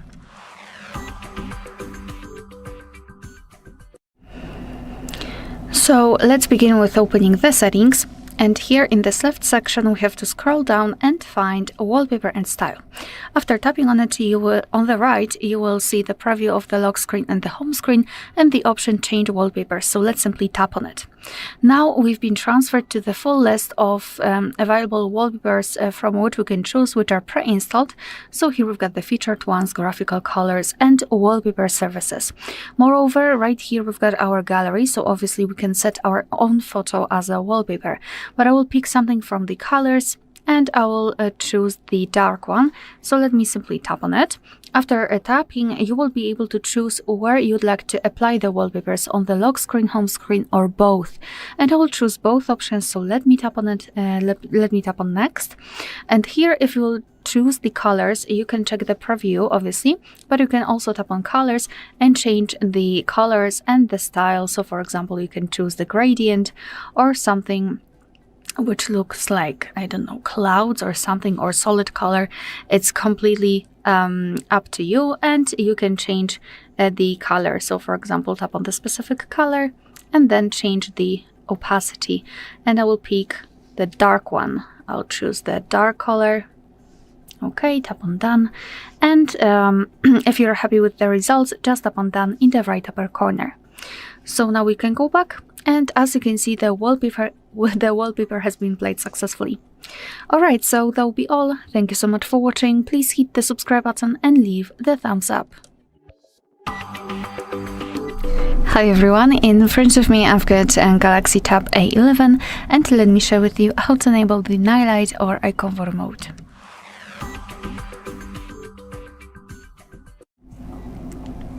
So we will start with the customization. We have to open the settings, and here in the left section let's scroll down and go to the display. Then scroll down again and localize the option which is Eye Comfort Shield. And we can turn it on basically without the customization just by tapping on the switcher next to it. And the screen basically will usually turn a little bit yellowish or amber, basically in order to filter the blue light. As you can see, I've got my schedule, so it is not visible. So let me quickly enter this option. Let me quickly turn it always on, and as you can see right now, we've got this yellowish color. We can change the color temperature. Here we've got the switcher. By going to the left, we can make it cooler, and by going to the right, warmer. We can also schedule it. I'm not sure. You can set it from sunset to sunrise, and here your device will automatically decide when the sunsets and sunrises are. It's location based, as you can see. Simply tap on turn on, or you can tap on custom and freely choose the start and the end time, and your device will of course apply the mode accordingly. So this is the customization option, let's say, and if you wish to have much faster access to this option, simply unroll the top bar and unroll it from the right, so you can open this upper panel and unroll it fully to find the eye comfort icon, which is right here. So let's simply tap on it to turn it on and tap on it again to turn it off. Alright, so that will be all. Thank you so much for watching. Please hit the subscribe button and leave the thumbs up. In front of me is Samsung Galaxy Tab A11, and today I would like to show you how you can connect it using Bluetooth.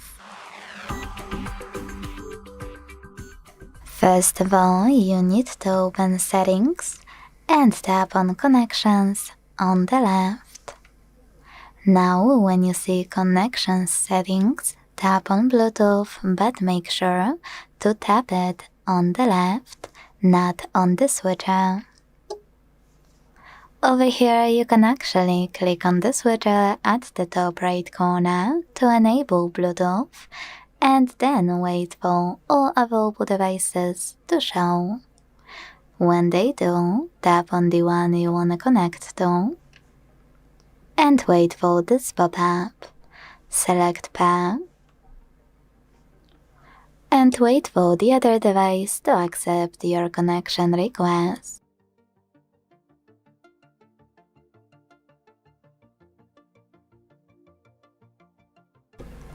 As you can see, my devices were successfully connected.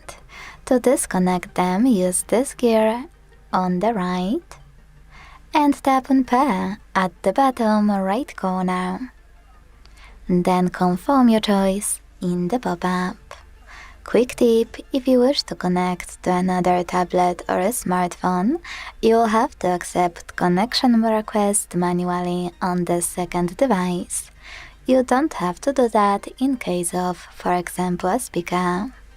Thanks so much for watching. If you enjoyed this video, leave a like, comment and subscribe. Bye! Hi everyone, in front of me I've got a Galaxy Tab A11, and let me share with you how to change the system language on this device.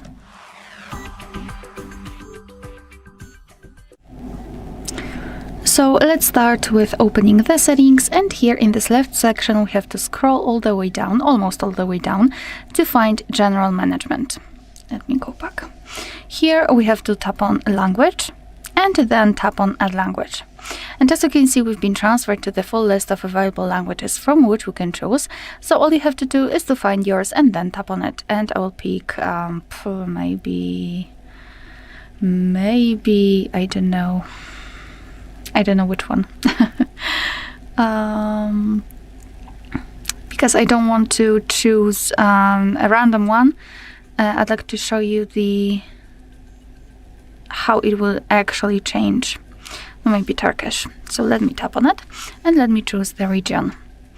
Your device will immediately ask you whether you'd like to change the default language, so just tap on Set as Default, and as you can see, the Turkish language has been immediately applied to the top of the list, and from now on the whole system will be displayed in the chosen language.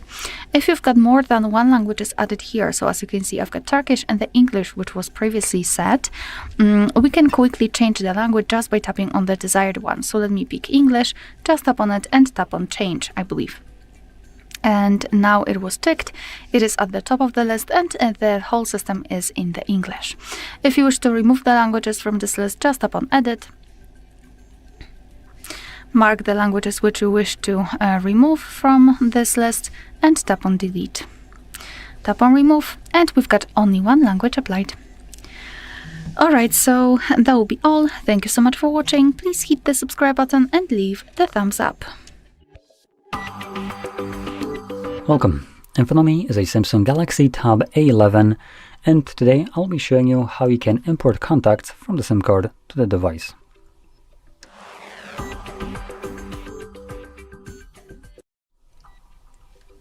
So to get started, you will want to open up your contacts application, see how long it takes me to find it.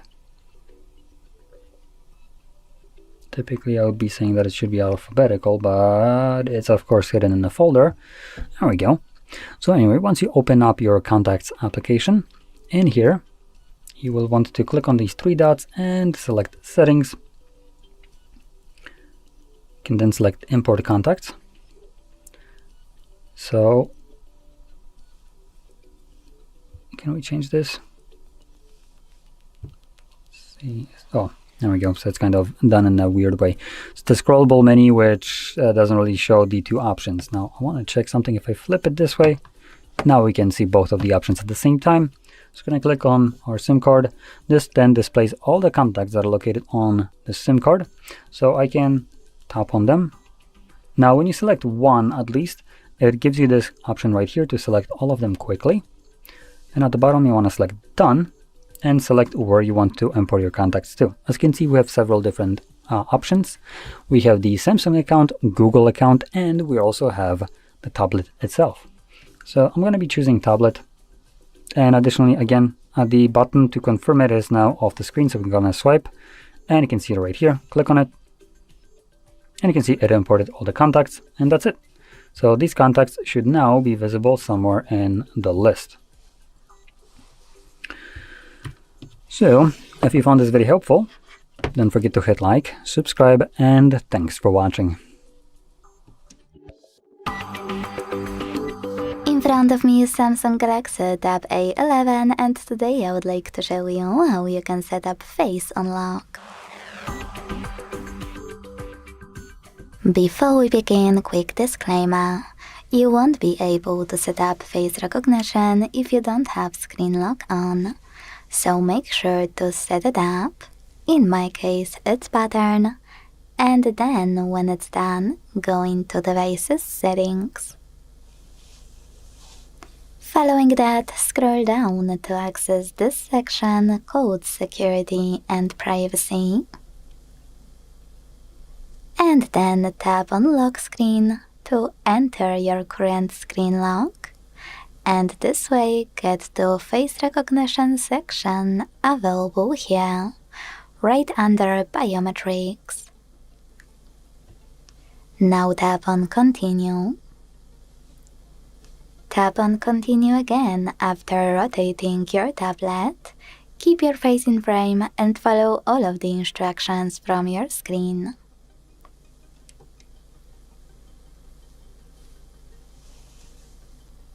Now you can manage all of those options however you want to, thanks to those switches, but make sure this one next to Face Unlock is blue. Without it, you won't be able to unlock your device using face recognition. So finally, when I go back, switch off my screen, and turn it back on, I can see that Face Unlock is working properly. Thanks so much for watching. If you enjoyed this video, leave a like, comment, and subscribe. Bye! Hello, in this video I'm going to show you how to restart Samsung Galaxy Tab A11. Alright, we have two methods how we can perform our restart. Let's begin with the normal reboot using the power menu. This method is recommended when everything works just fine, when our device is responsive. To do it, we need to launch the power menu first. We do it by holding the power button and volume down button at the same time. for around 1 second. So let's hold both buttons, just like that.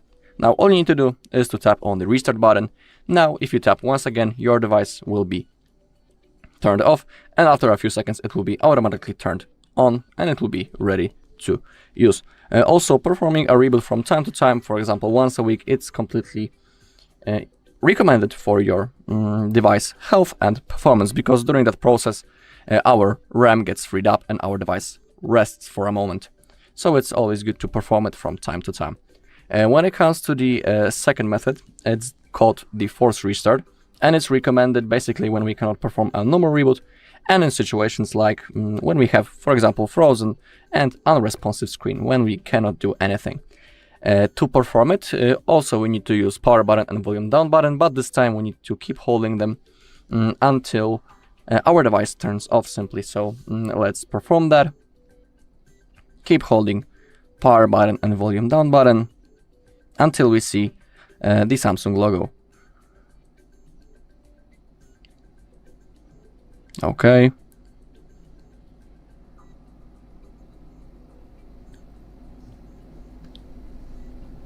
Okay, Samsung logo appeared, but I was holding for a little bit too much. Simply release your fingers and now you can see that the Samsung logo appeared, and now we need to wait until our device turns on. Okay, and that's all in this video. Thank you all for watching. If you found this video helpful, please leave a like, comment and subscribe. In front of me is Samsung Galaxy Tab A11, and today I would like to show you how you can clone apps. If you wanna clone apps using only devices settings, here's how I do it on my Samsung. First of all, go into settings and scroll down to access advanced features. Over here. Now scroll all the way down to click on Dual Messenger.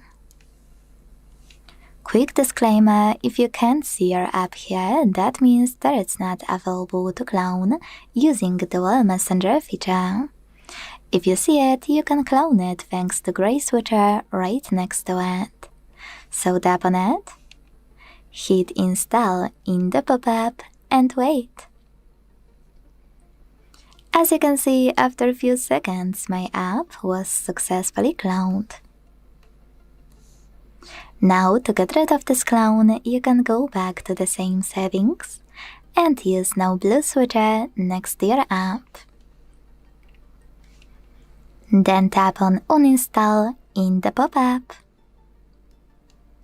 Additionally, if you want to use separate contact list, you can click on this feature here.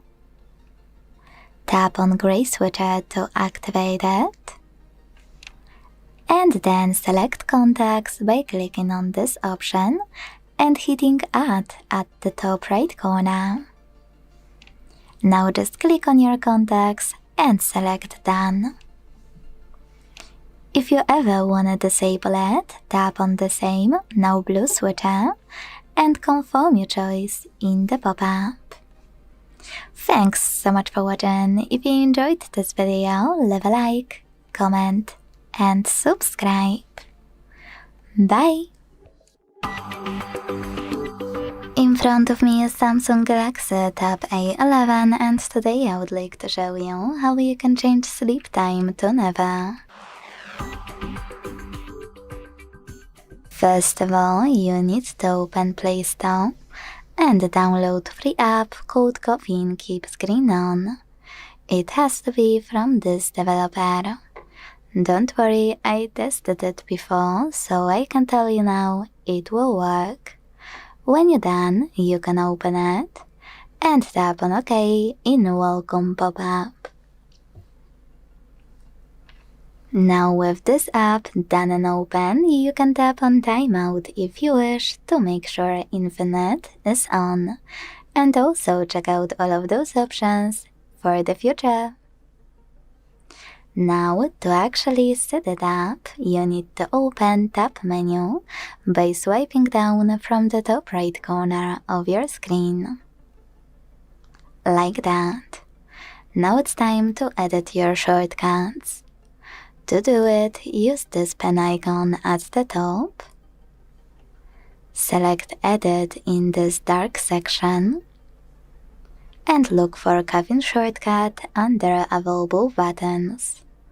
When you find it, hold it and drag it to your currently used ones. Let go.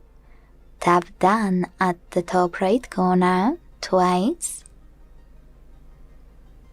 and click on your new shortcut. Now you need to tap on gray switcher next to Allow Permission, and this time when you go back and click on it, it will be activated. To switch it off, tap on the same one.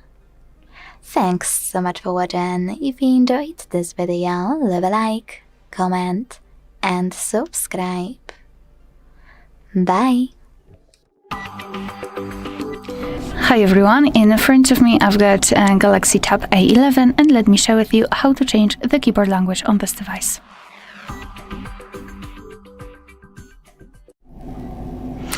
So let's begin with opening the app which will provide you with the keyboard. So for example, messages, notes, browser, settings, whatever, just have the keyboard on the screen. And now all we have to do is to go to the settings which are in this upper panel. So let's tap on it. Then we have to tap on languages and types and tap on manage input languages. So here we've been transferred to the full list of available languages from which we can choose. It is divided into two sections. Those are, let's say, pre-installed, and under it we've got those which are available but they are not downloaded. But no worries, all you have to do is to tap on this download icon.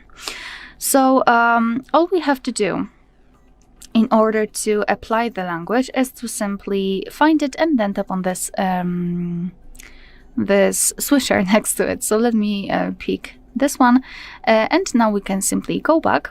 And as you can see, this is also the list of all languages which are currently applied, and we've got our new language set here. Moreover, we've got an additional option which is called language switching method, and after tapping on it you can see that we've got three different options, so spacebar swipe, language key, or both. And I'll keep both options applied so I can show you how to use it. And before I'll show you how to remove the language from the keyboard, I'd like to show you how to use the keyboard with two or more languages added. So basically, right now we've got the English layout. We've got also the language key, thanks to which we can change the keyboard. So let's simply tap on it, and as you can see, we've got this other language. The same on the spacebar. I mean, we can simply swipe and change the language. So to remove the language, let's open the settings again, tap on the languages and types, and here we have to enter manage input languages again. If you wish to turn off the language, simply tap on the switcher next to it, and we've got only one language set. Alright, so that will be all. Thank you so much for watching. Please hit the subscribe button and leave the thumbs up. In front of me is Samsung Galaxy Tab A11, and today I would like to show you how you can add a password to Passwords Manager. Firstly, we need to open Devices Settings and scroll to click on Google section available here. Then tap on All Services and scroll to tap on Autofill with Google. Now it's time to scroll again, and this time choose Google Password Manager. Now you can either tap on Add Password right away, or if you don't have any password saved, you need to choose Settings. Make sure Offer to Save Passwords option is on, log into any app and tap on Add in the pop-up. Without it, you won't be able to add password manually because your manager needs at least one.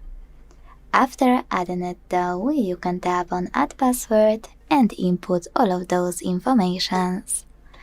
Over here, any website, or select App to tap on a chosen one.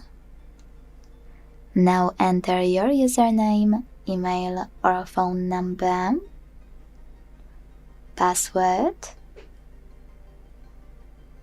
and even take some helpful notes. Now when you're done, you can tap on Save at the top right corner to add this password to your manager. And mine was just successfully added. Thanks so much for watching. If you enjoyed this video, leave a like, comment, and subscribe. Bye! Hi everyone, in front of me I've got Galaxy Tab A11 and let me share with you how to enable the developer options on this device.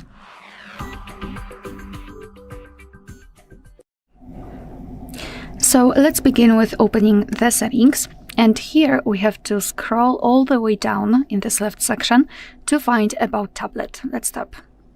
Then we have to localize a special number which is called build number, and let's try to find it in the software information. As you can see, the build number is right here, so let's keep tapping on it until you'll see the information that you're in the developer mode. Confirm everything with tapping on OK, and as you can see, we've got this information. Be aware, because if you've got the screen lock, you will have to enter it to confirm the whole step.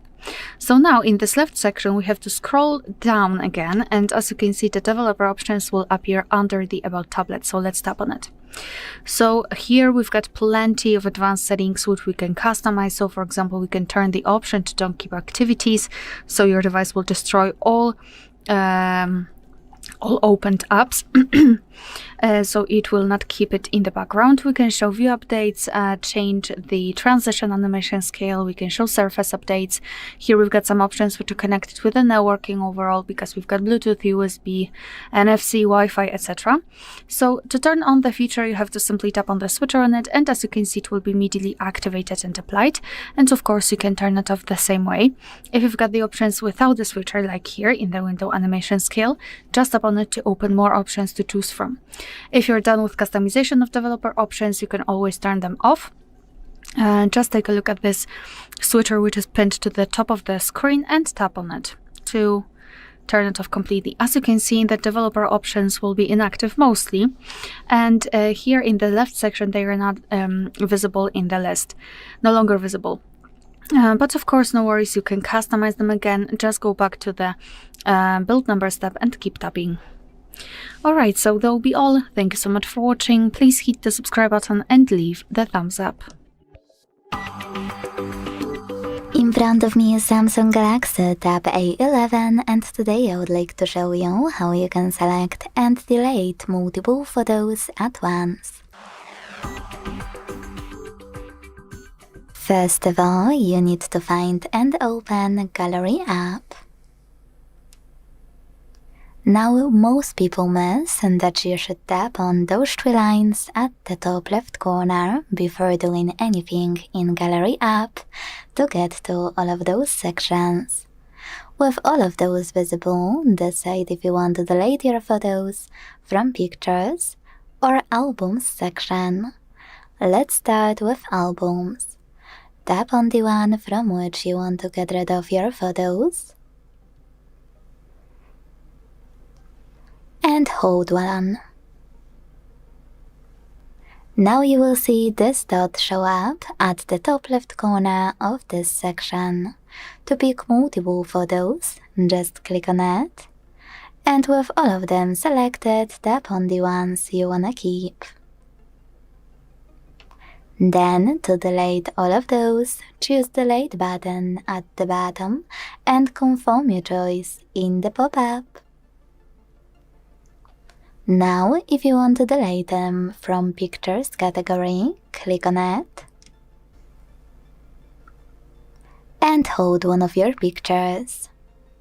Now, you can do exactly the same by selecting All at the top left corner, or you can use those dots at the top left corners of each section. In my case, it's only today and yesterday. Now tap on your photos you wanna keep and get rid of the rest the same way as you would in Albums.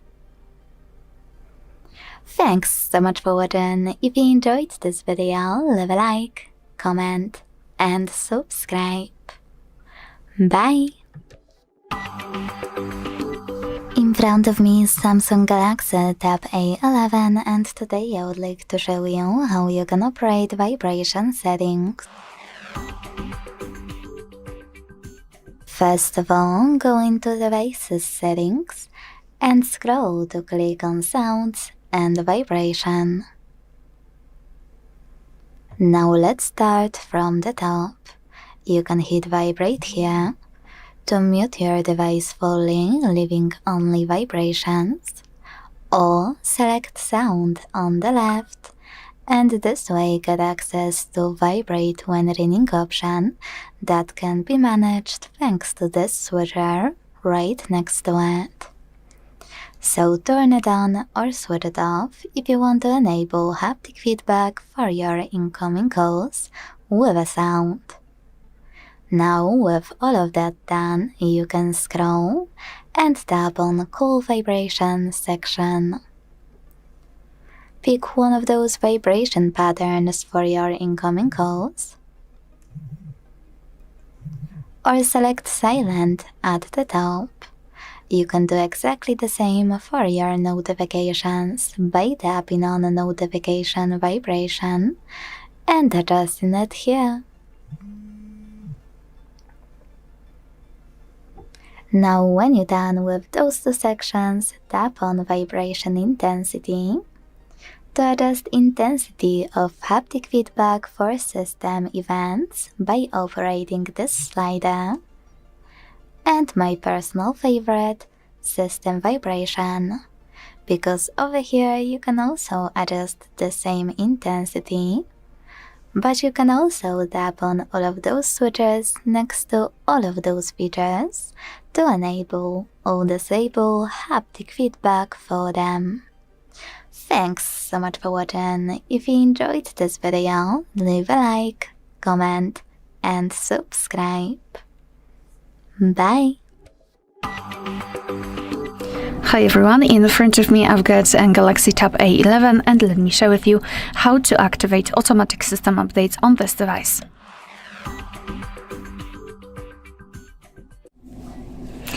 So in this video, I'd like to show you two different ways of turning on the automatic system updates. Basically, the first one is more user-friendly because it appears in regular settings. And then the second one requires entering the developer options. And obviously, I'll show you the full path. So let's start with the easier one. We have to open the settings. And here in this left section, simply scroll down to the very bottom and find the option which is called Software Update. Let's tap. Then we have to take a look at this option Auto Download, and as you can see in my case it is set for never, but what I highly recommend to do is to tap on using Wi-Fi only. So your device, whilst connected with the Wi-Fi, it will try to find the new updates and then automatically download it. The second way is more professional, I would say. Basically, you will be able to, or your device will be able to download the updates over the night and install them. Probably you won't even notice. So in this left section, we have to scroll all the way down to find About Tablet. And then let's go to Software Information and localize the number called build number. Then let's keep tapping on it until you see the information that you're in the developer mode, and confirm it by tapping on OK. Alright, now let's go back to this left section and scroll all the way down to find developer options. And here all we have to do is to scroll down a little bit to find the option which is called Auto Update System, and then simply tap on the switcher to turn it on. And from now on, since this option is active, your device is allowed to apply the updates whenever it will be restarted, and of course whenever the update is available. Of course, you can turn this option off just by tapping on the switcher again, and turn off developer options just by tapping on the switcher which is pinned to the top of the screen. Alright, so that will be all. Thank you so much for watching. Please hit the subscribe button and leave the thumbs up.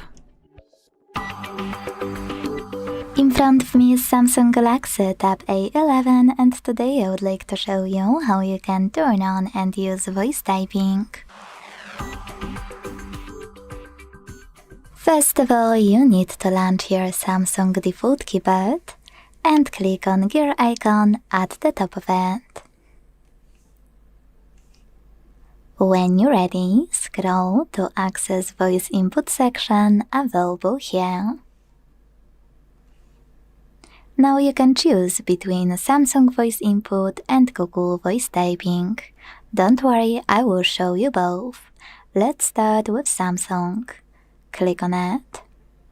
Go back to your keyboard and tap on the microphone icon at the bottom left corner. If you never used it before, you will see two pop-ups. Select Allow while using and agree in both, and then start typing. When you're ready, click on the same but blue microphone to stop. Like that. If you want to use Google though, you need to apply it in the same settings. Go back to your keyboard and click on the same microphone but a black one at the bottom left corner as well. Then start typing. And when you finish, just pause or use this button with a microphone to start or stop. You can delete text on the go thanks to this button with an X. You can manage some options thanks to this gear on the left. And to go back to standard keyboard, click on this arrow at the top left corner.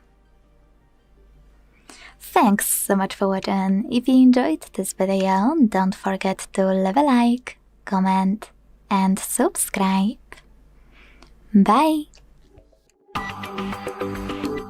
In front of me is Samsung Galaxy Tab A11 and today I would like to show you how you can operate apps permissions. Begin by opening Settings and scrolling down to tap on this section which is Security and Privacy. Now scroll all the way down, don't worry, I tested it before recording, and click on More Privacy Settings to scroll again, and this way access Permission Manager. Here you need to tap on one of those features. Let's go with Camera and see which apps have access all the time. They will be listed under Allowed all the time, Allowed only while in use, or last section which is not allowed to use your camera. Let's go with Chrome and pick one of those. Allow only while using the app, ask every time, or don't allow. I will go with Allow while using, so when I go back and check it out, I can see that Chrome gained access to my camera if I'm using it. But what most people miss is that you can actually pick any feature and look for an app you want to manage instead. Let's go into Camera again, this time to access WhatsApp. Click on it and instead of picking any of those options, select See All Permissions at the bottom in blue text. Now you can manage all of those from here only for chosen app. Thanks so much for watching. If you enjoyed this video, don't forget to leave a like, comment and subscribe. Bye! In front of me is Samsung Galaxy Tab A11 and today I would like to show you how you can add audio or video file to text message. Firstly, open Messages app and select or create a chat.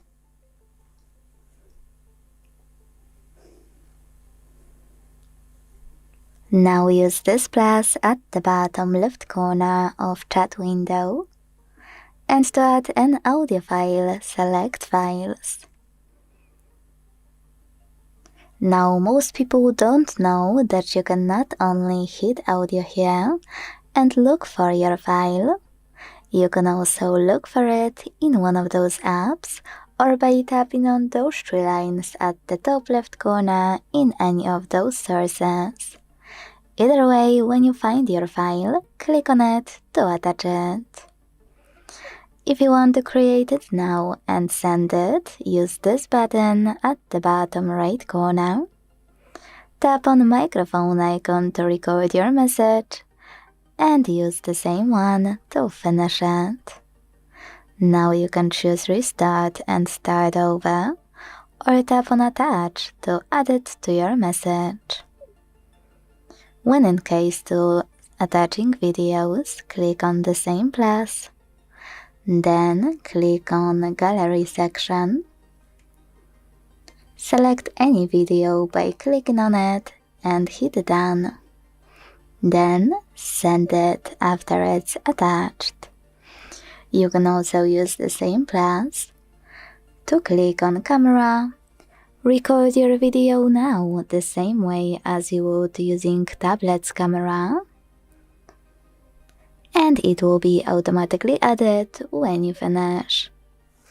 Thanks so much for watching. If you enjoyed this video, don't forget to leave a like, comment and subscribe. Bye! Welcome. In front of me is a Samsung Galaxy Tab A11, and today I will show you how you can enable power saving mode on this device.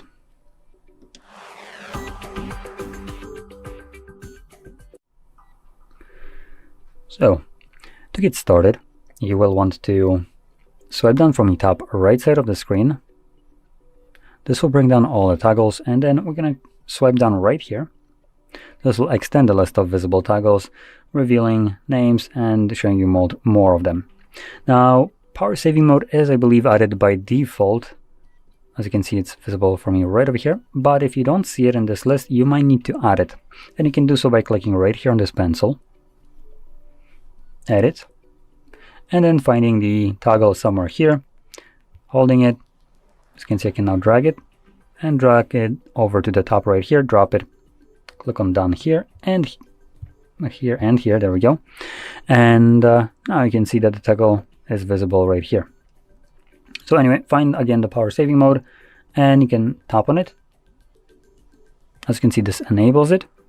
You can also see a little leaf icon inside of the battery to indicate that it is right now running. And additionally, if we hold it, this should take us to the settings. Yep, there we go. I'm going to turn it off for the moment. And you can see there, these are the options that will take effect when you enable your power saving mode. So CPU speed will be limited to 70%, decrease brightness by 10%, set motion smoothness to standard, turn on dark mode, and set screen timeout to 30 seconds. There's also limit apps on the home screen, which is turned off. So you can turn all of these off if you want to, but the more of them you have turned on when you enable power saving mode, the more battery saver will be effective, let's call it this way. So as you've seen, you can turn it on and off by tapping on the toggle here. So there we go. Now, if you found this very helpful, don't forget to hit like, subscribe, and thanks for watching. In front of me is Samsung Galaxy Tab A11, and today I would like to show you how you can open apps in split screen view. First of all, launch one of your apps in the background, like that, and then click on the icon of it available at the top. When you do that, you will see this pop-up. To continue, choose Open in Split Screen View and tap on the second app over here. As you can see now, I can use both at once. To go back from this mode, you can either go into Background Apps and swipe them like you would any other app, or you can also use those three dots in the middle of Split Screen View. Hold them and drag one of your apps all the way to the right or to the left. Then tap on Home button to close the remaining one. If you wanna know more about split screen, I can show you two of my favorite features. Open your apps in split screen view first, and then to swipe them, click on those three dots in the middle and tap on two arrows. If you use this combination a lot, let me show you how to make it super accessible. Click on those three dots, tap on star icon, and hit Add App Pair to Taskbar or Home screen. Then you can close your apps and look for this new shortcut. When you click on it, you will instantly launch both of your favorite apps in split screen. To delete this shortcut, just hold it and tap on Remove. Thanks so much for watching. If you enjoyed this video, leave a like, comment, and subscribe. Bye! Hi everyone, in front of me I've got Galaxy Tab A11 and let me share with you how to enable the Google backup on this device.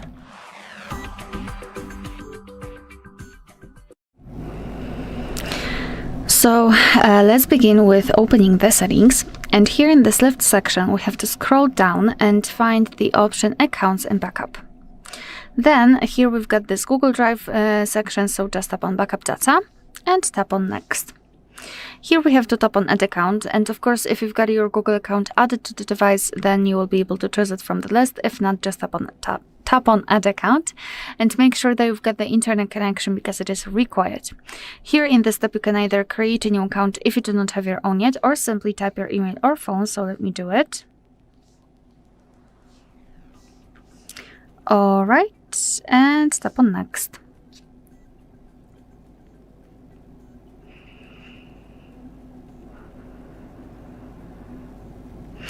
Alright, so right here we have to enter the password, and let me do this out of the screen.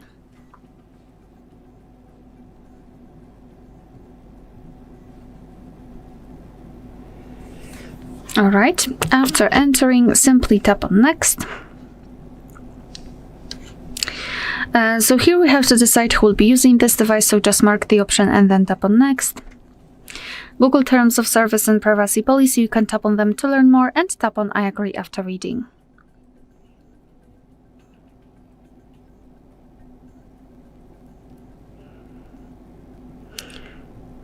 So here we can decide what kind of data we'd like to back up, so you can choose photos and videos, other device data, or both. It's completely up to you. I'll pick only this one, so just mark the option and then tap on Confirm. Tap on Manage Backup. And here we've got the information about our backup section, about the backup overall. We've got the storage, so we can manage it. We can check how much space we've got left. You can also remove some unnecessary files if you want to. Here you've got backup details, so you can check what has already been backed up. Advanced settings, and I highly recommend to keep this option turned off.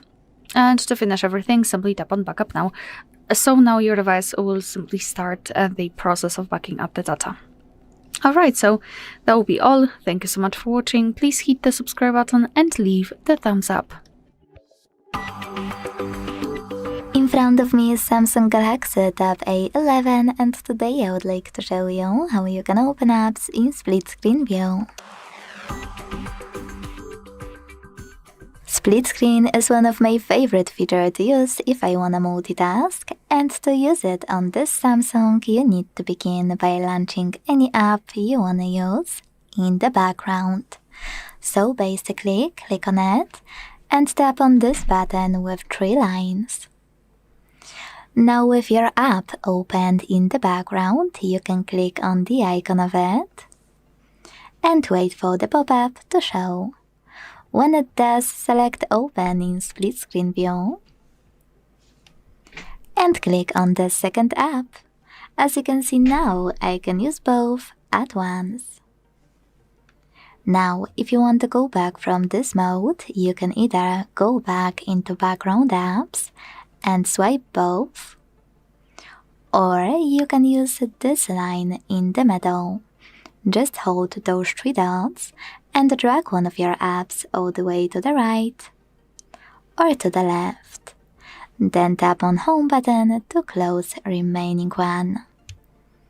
Additionally, if you want to stick around, I can show you my favorite thing about split screen.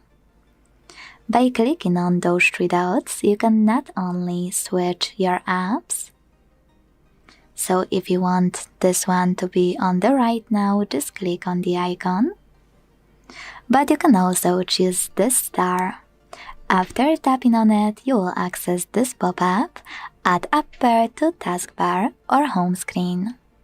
If you click on one of those, you can go back. And then you will find the shortcut. It can be here, or if you have a taskbar, it will be available there. Either way, now when you click on your shortcut, you can access those 2 apps in split screen view instantly. If you want to remove it, you can always hold it and tap on Remove in the pop-up. Thanks so much for watching. If you enjoyed this video, don't forget to leave a like, comment and subscribe. Bye! In front of me is Samsung Galaxy Tab A11 and today I would like to show you how you can download and apply animated live wallpaper called Magic Fluids. First of all, you need to open Play Store to download one of my favorite apps, which is Magic Fluids Light Fluid Sim from Mad Scientist Developer. Not sponsored, by the way. I just like it because it looks cool. So when your app is done, launch it, and to mute the music, click on the node icon. It should be at the bottom left corner.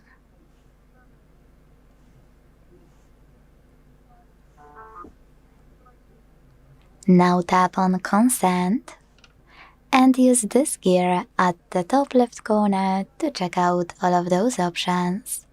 You can choose one of those presets if you like. This one is my favorite. And adjust all of its options by clicking on all of those sections.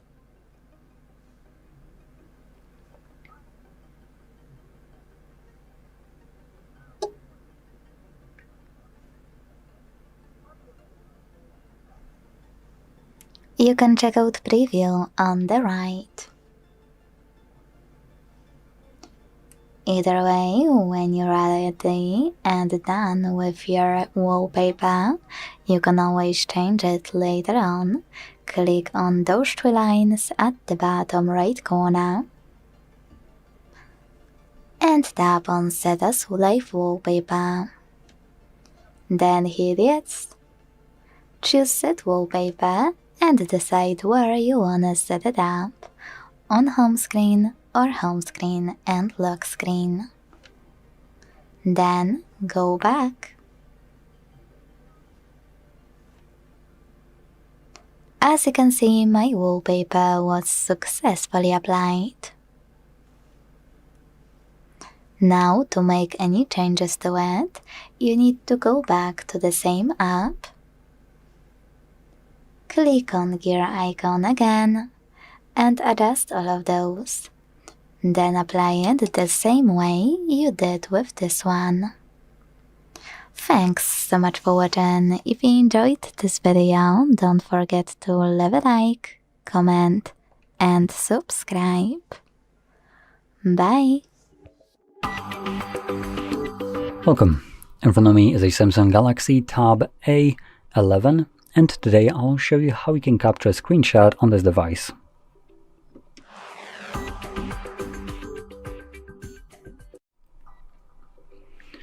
So to get started, you'll want to open up content that you wish to capture. I'll be using home screen as an example for this, which is already open and visible on my screen.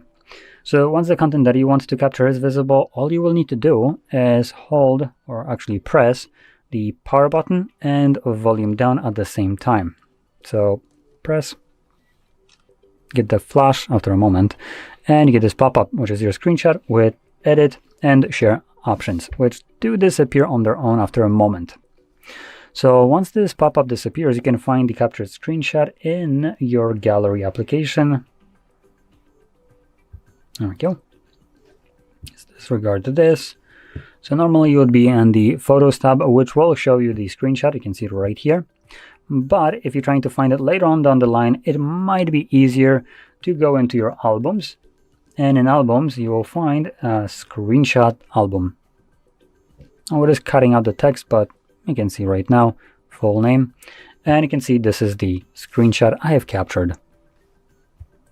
Now, I also want to point out, you won't be always able to capture everything on the screen. There are different applications that will be blocking it for either security purposes or cunty reasons, because they just feel like they have too much power. Like this piece of shit right here. There we go. So this one is the bad one that does whatever it wants without ever even having an account with it. It doesn't require you to confirm any kind of terms of service or use. It just does whatever it wants. As you can see, sub doesn't allow screenshots. Well, great, I didn't ask you what you're going to be allowing me to do on my own device. So what you can do with this piece of shit is do this and uninstall, and then download a different application that actually doesn't hinder you. For instance, you will find something in Revents definitely that is named the same way, but isn't working the same way. So that's one thing. But other applications that will block it would be apps, for instance, like bank accounts. Now, those are more justifiable as they do hold your money, and some of this information would be better if some users that shouldn't have access to it wouldn't be able to see into. So that's basically what would be preventing at that point. But in any case, with that being said, hopefully you found this video helpful, and if you did, don't forget to hit like, subscribe, and thanks for watching. Hello, in this video I'm going to show you how to create a backup of your WhatsApp chats on Samsung Galaxy Tab A11.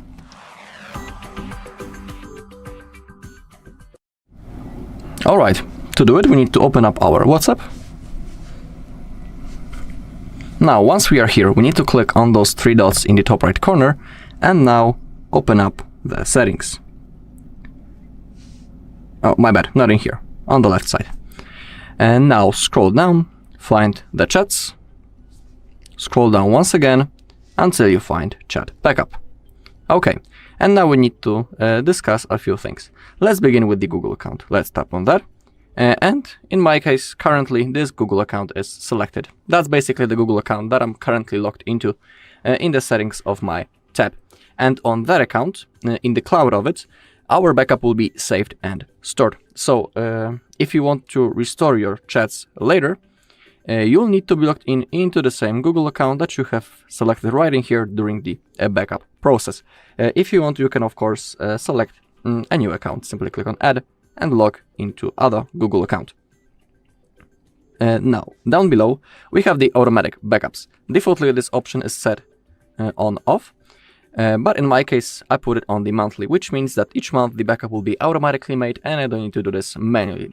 It is pretty convenient and comfortable thing, so I highly recommend you to also select one of those modes. We have daily, weekly, monthly, or only when it's a backup. I like the monthly, so I'll stick to that. Below we have option to include the videos in our backup. Let's make sure that it's enabled. And on the bottom, we have end-to-end encrypted backup. It's like an extra security feature. It's not necessary to turn it on. But if you want to do it, in here you can create a unique password that you will need to type in the future if you want to restore your chats. But be aware that if you create a password and when you forget it, you won't be able to restore your chats. So simply, if you want, you can create that. But don't forget the password. But remember that it's not necessary to create it. Okay, now make sure that you have some free Google storage space. If you don't have enough, simply delete something. And now click the backup button to start the process. In my case, it won't take long because I don't have many messages. Okay, everything went fine. We can see a confirmation right in here. Last backup, we can see the hour. They are the same, so everything went successfully. Alright, and that's all in this video. Thank you all for watching. If you found this video helpful, please leave a like, comment, and subscribe. Hi everyone, in front of me I've got Galaxy Tab A11 and let me share with you how to add or remove a Google account in this device.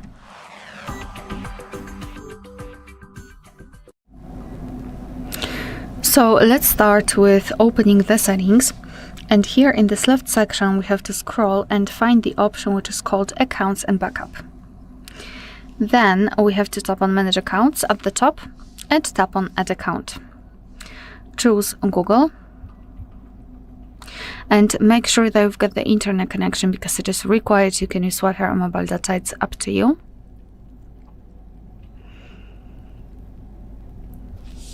And let's be patient because, as you can see, it can take quite a lot of time. So let me maybe speed up this process and until we will okay. So here in this step we can either create a new account if you do not have your own yet, or simply type your email or phone. So let me do it. Okay, and then tap on Next. So right here we'll have to enter the password, and again let me try to speed up. Okay, so I think that the speed up word is a trigger for that. It simply speeds up the whole process. So here we have to enter the password, and let me do this out of the screen.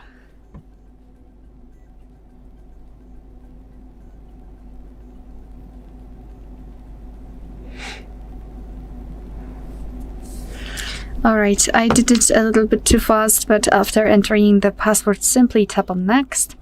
And now we have to decide who will be using this device, so just mark the option and then tap on Next.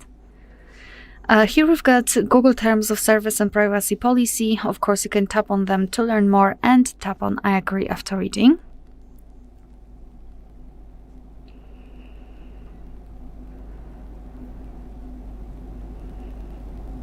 Alright, so how about speeding it up a little bit? Yeah, so this time it worked also.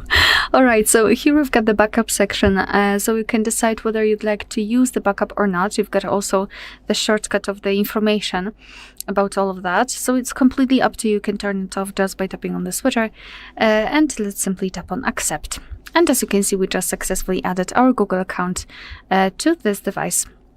Of course, we can also remove our account whenever you want to. So just go to the Accounts and Backup again. Of course, tap on Manage Accounts here and tap on the account which you wish to remove. Tap on Remove Account, tap on Remove to confirm, and as you can see, it will immediately disappear. Alright, so that will be all. Thank you so much for watching. Please hit the subscribe button and leave the thumbs up. Welcome. In front of me is a Samsung Galaxy Tab A11, and today I will show you how you can enable your Do Not Disturb mode.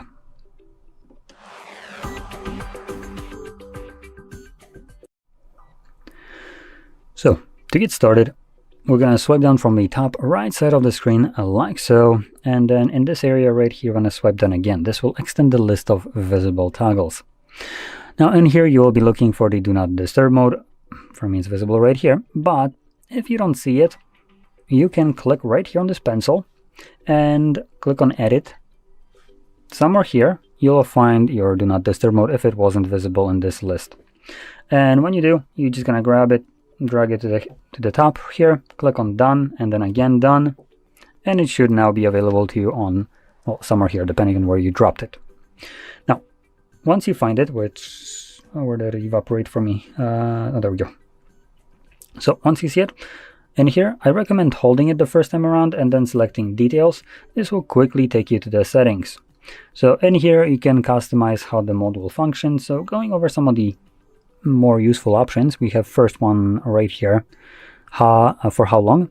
This defines what happens when you manually try to turn it on. By default, it actually is set to until turn off instead of the ask every time. I personally like to select it on a timer, make it something like 4 hours. So every time I manually turn it on, it will run for only 4 hours, at which point, if I forget about it, the device will turn it off for me. Now, by scrolling down, we have schedules. There's always one pre-made called sleeping, and it starts at 10 p.m., ends at 7 a.m. You can change these, edit the ones that exist. You can add new ones. You can have multiple running at the same time. And if you're planning to use any of them, just toggle it on in here. And that's all you need to do. Now, scrolling further down, we have calls and messages. So here you can select who can call you or message you. And we have also apps and alarms and other sounds. Now, these are all, whatever you will be selecting is what will be able to bypass when the mode is enabled. So if you select, for instance, I don't know, your mother and calls, then your mother will be able to reach you even when the Do Not Disturb mode is enabled. And you also have the option to hide notifications. So once everything is set, you can just find this toggle now and simply tap on it to enable it whenever you want to use it. And like I mentioned before, the way I set it up right now, it will run for 4 hours, at which point it's automatically going to turn itself off. But I can obviously turn it off myself before that timer by just clicking on it once again. And if you have it set as a schedule, just make sure that the toggle for the schedule was enabled and you don't need to do anything extra. So anyway, with that being said, hopefully you found this very helpful. And if you did, don't forget to hit like, subscribe, and thanks for watching. Welcome. In front of me is a Samsung Galaxy Tab A11, and today I will show you how you can wipe cache partition on this device.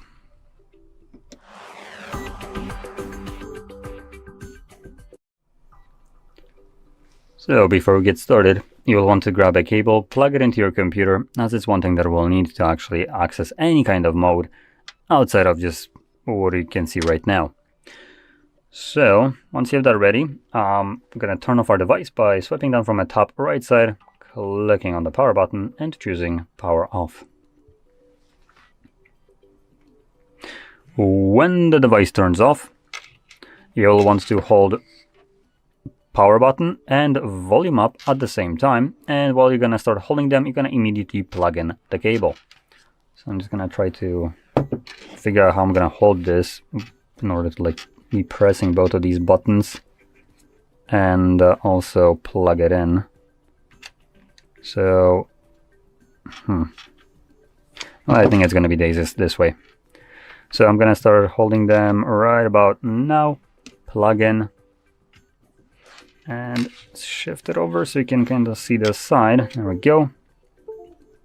So in a moment, you'll feel vibration and a bunch of sound from your computer where it's connecting, disconnecting. Keep ignoring that till you see the Samsung Galaxy. When you do, immediately let go of the power button. If you hold it for too long, this will turn off the device again. So if it disappears before you let go of the power button, just don't let go, keep on holding in this case. Now, we can unplug the cable. It's only needed to allow us to enter this mode, and while we're in this mode, you will need to use the volume buttons to navigate up or down depending on which volume button you're pressing, and power button will be used to confirm whatever is selected. So with that in mind, let's scroll down and select wipe cache partition, confirm it with the power button, select yes. Now at the bottom, it's not kind of visible, you can see we have wiping cache, and then last thing you will see is cache wipe complete, at which point reboot system now will be selected by default. So press the power button once more. This will initiate a reboot and bring us back to Android.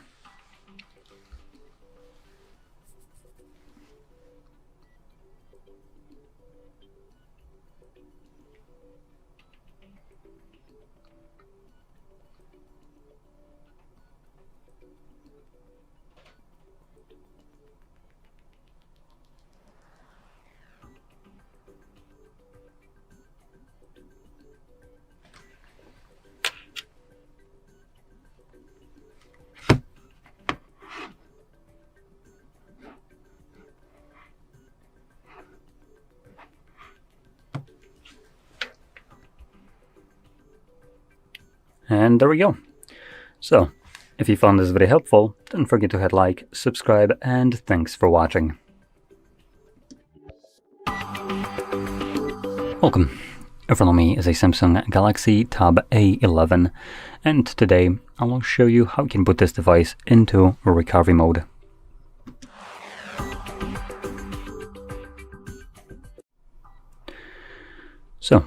to get started, you'll want to grab a cable, plug it into your computer, and we'll need it to basically access the recovery mode.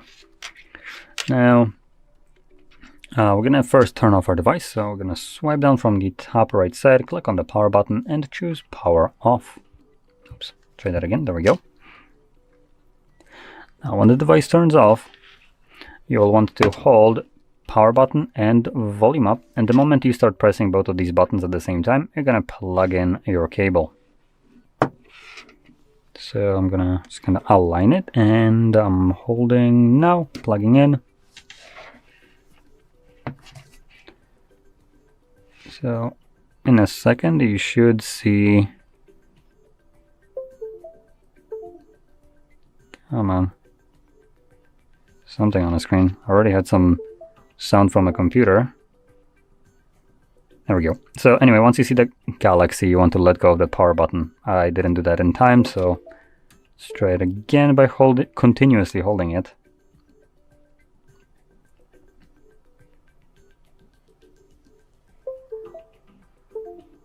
Come on. There we go.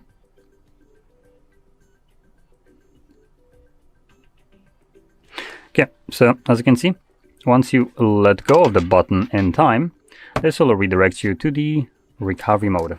So just clean up the display. There we go.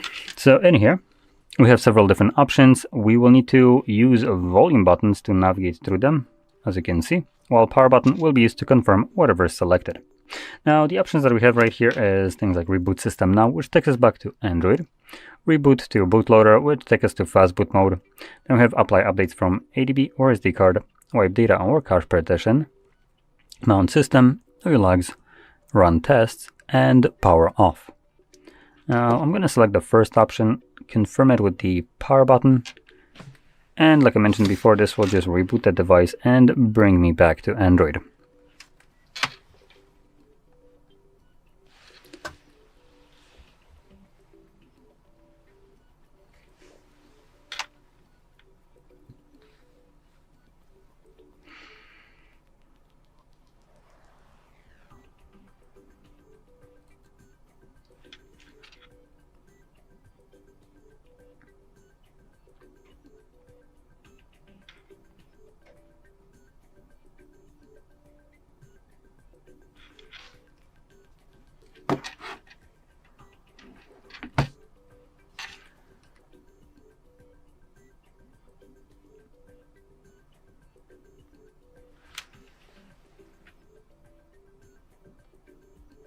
And there we go.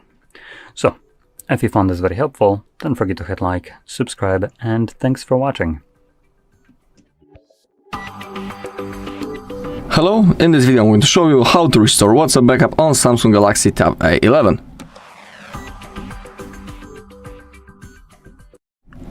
Okay, this tutorial is for people who already have their backup created. If you don't know how to do it, on our channel there's also a video when I'm showing you how to do it step by step, how to create that backup. So if you want, you can look for that video.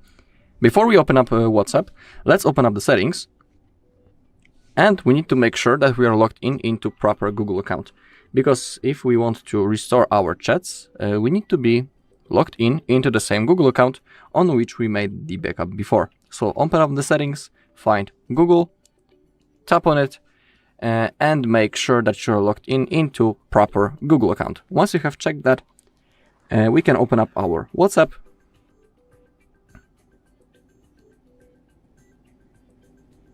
Okay, in here you can select your language, then click on agree and continue.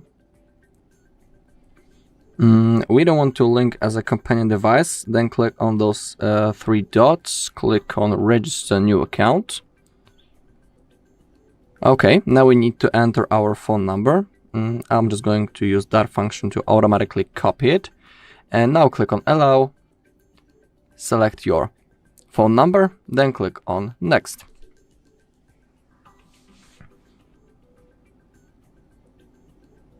Okay, it needs to connect, so we need to wait a little bit. Click on yes.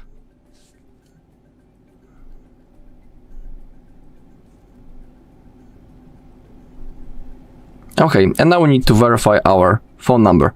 We can use the missed call function, which is a default function, default method, or we can select verify another way and, for example, use the code from the SMS message. I'm just going to use the missed call because in my personal opinion it works in the best way. So click on continue. Now we need to wait for a call.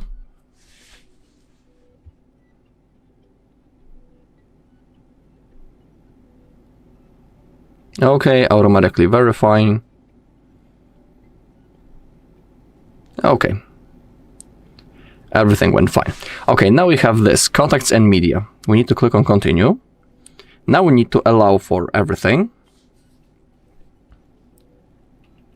And now we have the function that we wanted to achieve, restore or transfer chats. We want to restore from backup, so let's select that option. If you want to transfer from an old device, you can always select the second option. But in this video, we want to restore from the backup, so let's select that, then click on continue. Remember that you need to do it right now, because if you skip that step, you won't be able to do it later. And also, as you take a look, we are restoring from the account into which I am currently logged into in the settings, in the place where I was showing you before. Okay, 12 messages restored. Click on next. In here you can type your name and also change the profile photo. Then click on next. Okay, and now I'll show you that all messages, including videos, photos, and normal messages, has been successfully restored. Alright, and that's all in this video. Thank you all for watching. If you found this video helpful, please leave a like, comment, and subscribe. In front of me is Samsung Galaxy Tab A11, and today I would like to show you how you can operate voice recorder. To follow this video, you don't need to download any app, but you need to find one that's probably in your Samsung folder. This one called voice recorder. So find it, and when you're ready, launch it. Now with voice recorder opened and ready, use this red button at the bottom to start recording. As you can see, recording is on. Now to pause it or unpause it, use the same button. To add a bookmark, click on this one on the right. And something most people forget, you can pause your recording, then swipe it on the track, and listen to it instantly thanks to play button on the left. When you're ready, you can end your recording by tapping on square button. Then name it, and hit save in the pop-up. As you can see, my recording was successfully created. To play it, click on it. And to manage it, use all of those options at the bottom on the left, like skip silences, repeat, and even speed. You can adjust it thanks to this slider. But except for all of those three, you can also tap on those three dots at the top right corner and check out all of those options here. My favorite one is Edit, which is represented by those scissors. So click on them and edit your recording however you want to. Oh, something is not right. Let's try again. And here we can edit it. Pick a section, tap on scissors, and decide if you want to delete selected area or delete dimmed area here. I will go with delete selected one. Now when you're done, hit save at the top right corner and decide if you want to save this as new recording or replace original file. Whatever you decided, wait a few seconds, and as you can see, my recording was successfully edited. Now from here you can also hold any recording and use those options at the bottom, like delete or rename. Thanks so much for watching. If you enjoyed this video, don't forget to leave a like, comment and subscribe. Bye! In front of me is Samsung Galaxy Tab A11 and today I would like to show you how you can set up screen lock. First of all, go into Settings and scroll to click on this section called Security and Privacy. Now click on Lock Screen and pick one of those login methods to select the best one for you. PIN, password, pattern or swipe. Personally, I never recommend swipe because after tapping on it, it won't give you any security whatsoever, just this cool animation. That's it. So go with one of those if you wanna really secure your tablet, like pattern, and create it in the pop-up. Now, if you made a mistake, don't worry, hit retry on the left and then create it correctly. When you're done and sure of your choice, tap on Continue and repeat it to confirm it. Following that, select Confirm.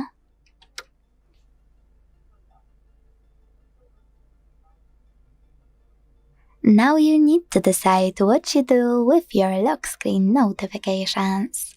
You can switch them on or off thanks to this switcher at the top. And if you decided to enable them, adjust them over here. You can select one of those styles by tapping on the best one, dot, icons, or cards. And wherever you decided, swipe down. Now, most people miss that you should click on this gear icon next to Show Content and decide which apps will be able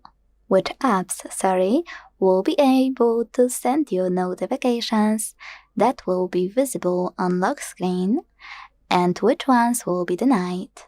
Now, to disable app notifications from any of those apps, click on blue switchers next to them. If you want to switch them on, click on the same, now gray switcher. You can also disable or enable app notifications visible on lock screen for all of your apps by tapping on this switcher at the top. Now when you're ready, go back. And if you wish, select Hide Content instead to make all of your content on lock screen invisible. You can also use this switcher next to Show Alerting Notifications Only to disable or enable this option. Finally, when you're done, hit Done at the bottom. So now when I go back, switch off my screen and turn it back on, icons that pattern is required. Thanks so much for watching. If you enjoyed this video, don't forget to leave a like, comment and subscribe. Bye! Welcome. In front of me is a Samsung Galaxy Tab A11 and today I will show you how you can record a screen on this device.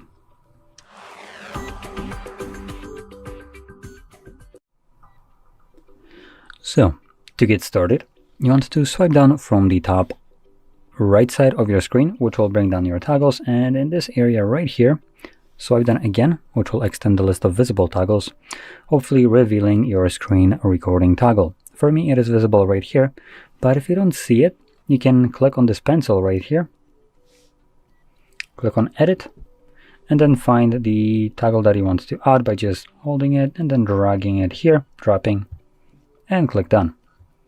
Twice. Come on, there we go. And you can see that's the toggle that I just added. Anyway, so once you see your screen recorder, you can either tap on it, which will bring down, or or start recording, or you can hold it. And this will take you to the settings where you can customize just a little bit of things about it. So here's on the screen recorder section, which you can see right here. We have record sound. You can choose media, mic, or media and mic, or none. Then we have video quality, which is set to the highest one that this device can. That's good. I don't recommend changing it to 720p. Next, we have show taps and touches. This is something that you might want or might not. It really depends on the person. What it will do is record a semi-transparent gray dot that is going to be visible on the recording wherever your finger was touching the display. In games, it might be kind of distracting, but for maybe something like I'm recording, this could be very handy. And last is just option for where you want this to be saved to. So let's close this up. I'm going to tap on it. Now let's bring up this window, letting us choose what kind of sound will be recorded here again, and also the touches. And once you click on the record, it begins a 3-second countdown and then starts recording. So whatever you'll do right now will be recorded by the device. And I want to see if, oh yes we do. Oh, how high there. How I like to completely shit all over these applications. So we have Spotify. Now you did see there was content visible in Spotify. Let's also see if we have Netflix maybe. That would be fantastic. Let's see anything. Nope, we don't have it. So anyway, once you're done recording, you can click right here on the square. This will save the recording, as you can see, and you can find it by going into your gallery application. There we go. And in here, on the side panel, you typically would be located in the Photos tab, but later on it might be much easier for you to find your recordings by going into Albums, and in Albums you will find Screen Recorder. And here, that's all you will find. And here's the one that I have recorded. Now what you will see right now is when I open the Spotify is the application that basically didn't allow me to record it because it has more control over this device than I do. Which in this case I recommend checking out other alternatives that will be also free and allow you to do what you want to do on your device. So there are basically alternatives to every one of these applications. But anyway, with that being said, hopefully you found this very helpful, and if you did, don't forget to hit like, subscribe, and thanks for watching. Hello, in this video I'm going to show you all backup methods on Samsung Galaxy Tab A11. Alright, let's open up the settings. Now, all we need to do is to find in here accounts and backup. Let's begin with the Samsung Cloud first. Let's click on backup data. If you want to create a backup using the Samsung Cloud, you need to be logged into your Samsung account. If you don't have a Samsung account, you can always create it right in here above. In my case, I have my account already created, so I'll need to wait until the Samsung Cloud updates. It is necessary to perform a backup. Okay, it should be done. Okay, installed. So now click on backup data.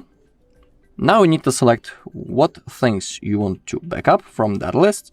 In my case, I want everything except home screen and apps. Once you have selected everything, hit this blue button and the process will start. In my case, it won't take long because I didn't select the apps. So now click on done, and that's all. Really easy. Our backup has been created and now it's stored in our Samsung Cloud. Now let's go with the Google Drive. Click on backup data. And now under account storage, we have our Google account that we are currently logged into. And on that account, our backup will be saved and stored. So if you want to restore that backup, for example, in the future, you'll need to be logged into the same Google account that you can see right in here right now. Also, make sure that backup by Google One is enabled. Down below, you can see the backup details. In here, we have a list of things that will be backupped. Okay, make sure that you also have some free account storage space. And now, to create a backup, hit this button, backup now. Now the process will start. And now under backup word, a thin bar should appear. Okay, here it is. And you can see that it's starting slowly to fulfill. Basically, when it disappears, it means that our backup has been successfully created. So I'll see you once it's done.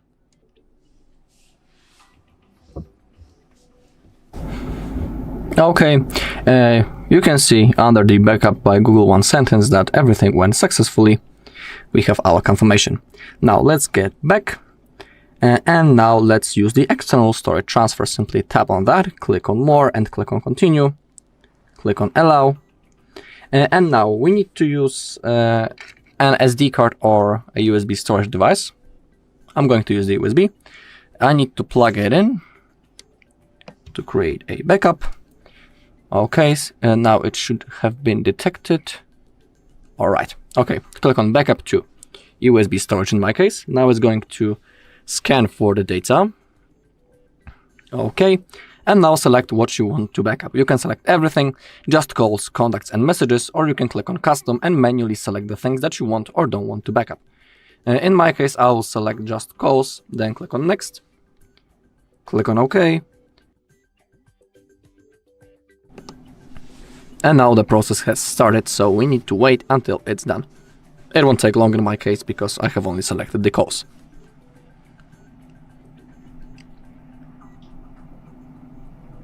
Alright, 100%, it should be done at any second. Alright, click on next, click on done, and now everything has been successfully created. We can unplug the USB.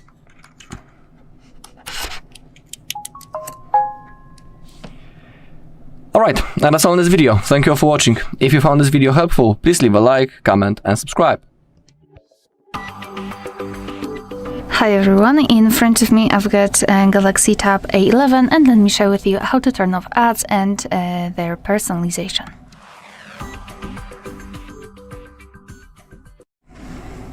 Alright, so I'd like to begin with the personalization. We have to open the settings first of all.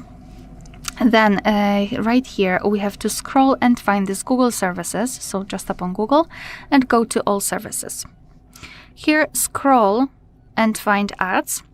And basically, I've previously removed my advertising ID, but if you've got yours saved, you will have two additional options here, which are called delete advertising ID and reset advertising ID.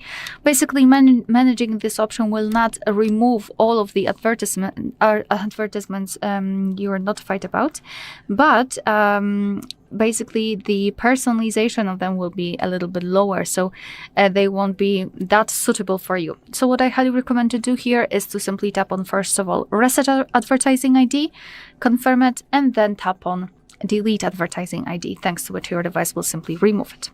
Another thing which I highly recommend to do is to check the notifications. So for example, let's pretend that I'm receiving a lot of annoying notifications from the Play Store about buying something or whatever.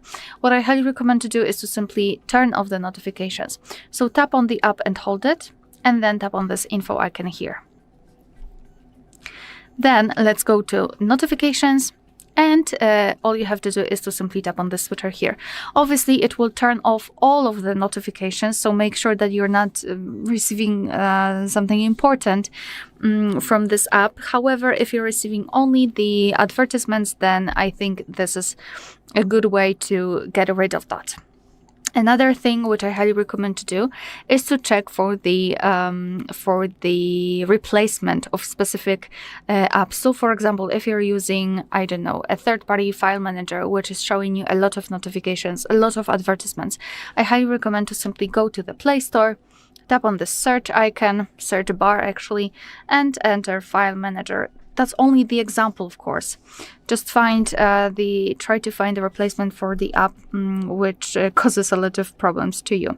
And as you can see, after entering File Manager, here we've got the full list of free available file managers, thanks to which you will be able to find a replacement for your previous app and hopefully not get a lot of that much advertisements. Another thing what you can do here in the Play Store is to find the blocker. So simply tap on search and enter adblock. adblock or ad blocker or something like that. And I highly recommend to download the ad blockers for your browser. As you can see, they are made specifically for the specific browser. So for example, the Firefox, somewhere here will be probably the Opera, the Samsung Internet, etc. You can also check the ad detector and ad blocker, etc, etc. Just try to download those which are highly rated and those which are verified, thanks to which you will simply download something which is safe for your device, and for sure it will block the unwanted advertisements. And as a last resort, I also highly recommend to check your DNS. So go to the settings. Here in this left section, we have to go to the very top to go to the connections. And here go to more connection settings. Tap on private DNS and change it to the private DNS provider hostname. Tap on save, and for some reason we cannot do that. We cannot really do that. Oh, we can, sorry. All right, so we've got the automatic one, just tap on private, and here we've got this option, enter hostname or DNS provider. And what we have to do here is to enter dns.adguard.com. Okay, and tap on save. And thanks to it, your device will limit the advertisements. Alright, so that will be all. Thank you so much for watching. Please hit the subscribe button and leave the thumbs up. Welcome. In front of me is a Samsung Galaxy Tab A11, and today I will show you how we can enable and set up your portable hotspot.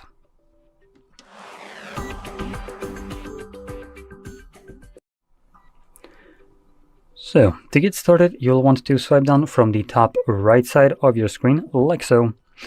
And in this area right here, swipe down again. This will extend the list of visible toggles, hopefully revealing our hotspot. Now for me, it is visible right over here. But if you don't see this toggle anywhere, you can click right here on this pencil, then select Edit, and find your hotspot somewhere right here. When you do, you're just going to hold it, drag it over to the top like so. Click on down here, and again in the same place, and you'll have the toggle added now. Anyway, from here, once you see this toggle, mobile hotspot, you're going to hold it in here, and this will redirect you quickly to the settings. So we can navigate down here, network name, we have password. Now let's just make this into something a bit more English. There we go, good enough. Now password, it is randomly generated, so I recommend getting rid of it. Your new password will need to have at least 8 characters in length. That can be letters, numbers, doesn't really matter. Make sure you click on save to save the change. You also have the option to change the AP band. We have option between 2.4 or 5 gigahertz. I recommend keeping it on 2.4 if you don't know what this is. It basically would mean that your device would be in compatibility mode, which would allow you to connect with the widest array of devices, or the devices would be able to connect to this. If you change it to 5 gigahertz, it will give you faster and more stable connection, but not every device will support it. And that being said, the faster and more stable connection isn't that important here.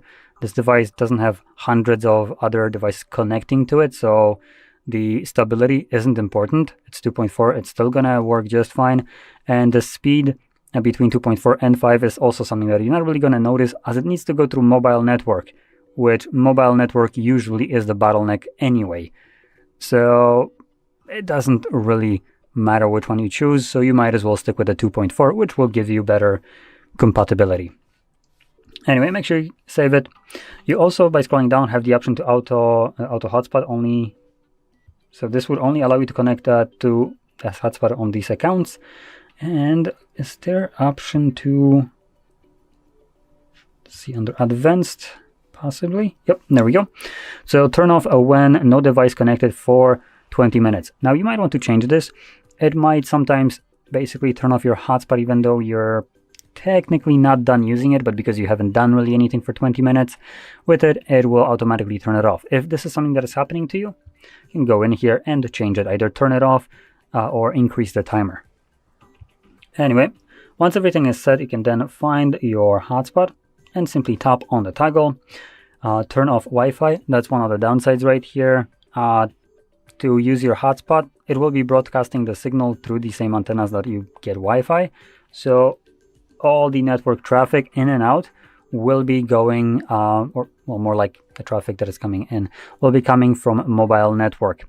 So if you have a low data plan, this might be something that you might want to watch for.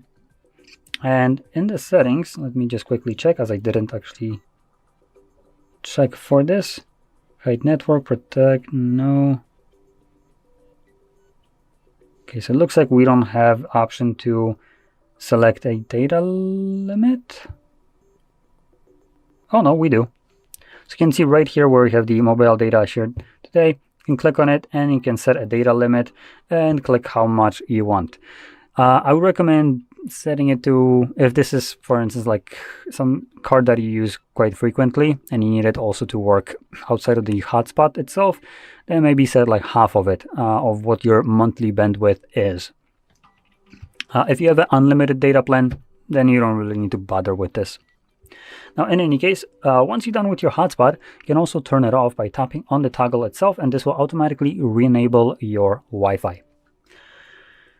So, with that being said, hopefully you found this very helpful, and if you did, don't forget to hit like, subscribe, and thanks for watching. In front of me is Samsung Galaxy Tab A11, and today I would like to show you how you can set up an alarm clock. First of all, you need to find Clock app that's already on your device. Then launch it. Choose Allow in Notification pop-up and choose Alarm at the bottom left corner. Now, to create a new one, use this plus on the right. Now my favorite part, you can adjust it however you want to. Let's start by picking up an hour at the top. Now pick days of the week by clicking on the chosen ones. And if you want to, choose alarm name to label it. Then hit Done on your keyboard. Finally, scroll down, and if you want to disable or enable all of those options, click on all of those switchers right next to them. If you decided to enable all or some, you can adjust all of them by clicking on the chosen one on the left. Start with alarm sound. Over here, you can tap on Spotify, log in and use music from it, or select ringtone and tap on Allow in the pop-up. Now manage those two options thanks to those two switches to turn them on or switch them off, and pick one of those melodies by clicking on the best one. If you want to add your own, click on ringtone, choose this plus at the top right corner, and then decide if you wish to play selected highlights thanks to this switcher. Finally, click on a song you wish to apply and choose Done at the top right corner. When you're ready, go back again, and this time select Vibration. Now you can choose Silent, pick one of those vibration patterns, and go back. Then choose Snooze and decide how many minutes it will take and how many times it will repeat. Go back again and scroll all the way down to choose Alarm Background. It will only be accessible for this alarm unless you will make some changes in your settings.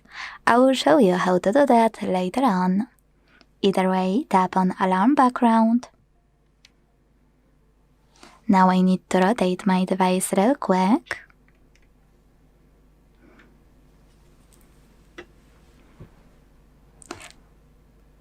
Tap on Background at the top left corner and choose Allow All in the pop-up. Now you can either pick one of those backgrounds, click on the best one and choose Done, or my favorite thing to do is to create my own background using any photo I like. Click on one of your albums, tap on the photo you want to apply as your keyboard's background, then move it, and when you're ready, hit Done. To save your alarm, tap on Save at the bottom right corner. Now I will rotate my tablet again and show you how to manage your alarm when it's already added. You can turn it on or off using this switcher next to it and pick in whatever you want to if you see a pop-up. In order to edit it, click on it, make your changes, and tap on Save. To get rid of it, you need to hold it and tap on Delete option at the bottom right corner. Additionally, if you want to manage those backgrounds I mentioned before, use those three dots at the top right corner. Click on Settings, then scroll and adjust all of those alarm options however you want to. If you tap on Alarm Background, click on Background at the top left corner again. You can tap on any of those, create a new one, or tap on any custom ones you already created and choose Done at the top right corner. This way you will see this background for all of your alarms. Thanks so much for watching. If you enjoyed this video, leave a like, comment, and subscribe. Bye! Welcome. In front of me is a Samsung Galaxy Tab A11, and today I will show you how you can put this device into the download mode.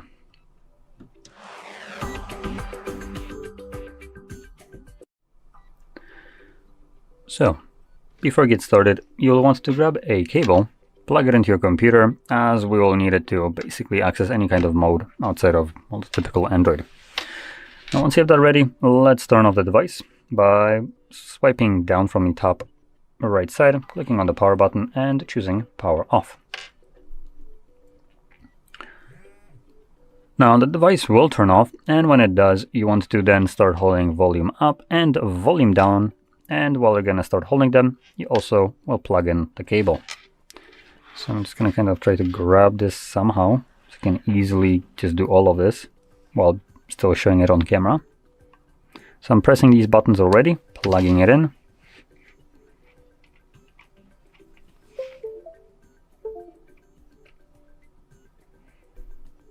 And there we go. So, this is not download mode just yet, I want to warn you. So you can see we have warning, a custom OS can cause critical problems in phone and installed applications.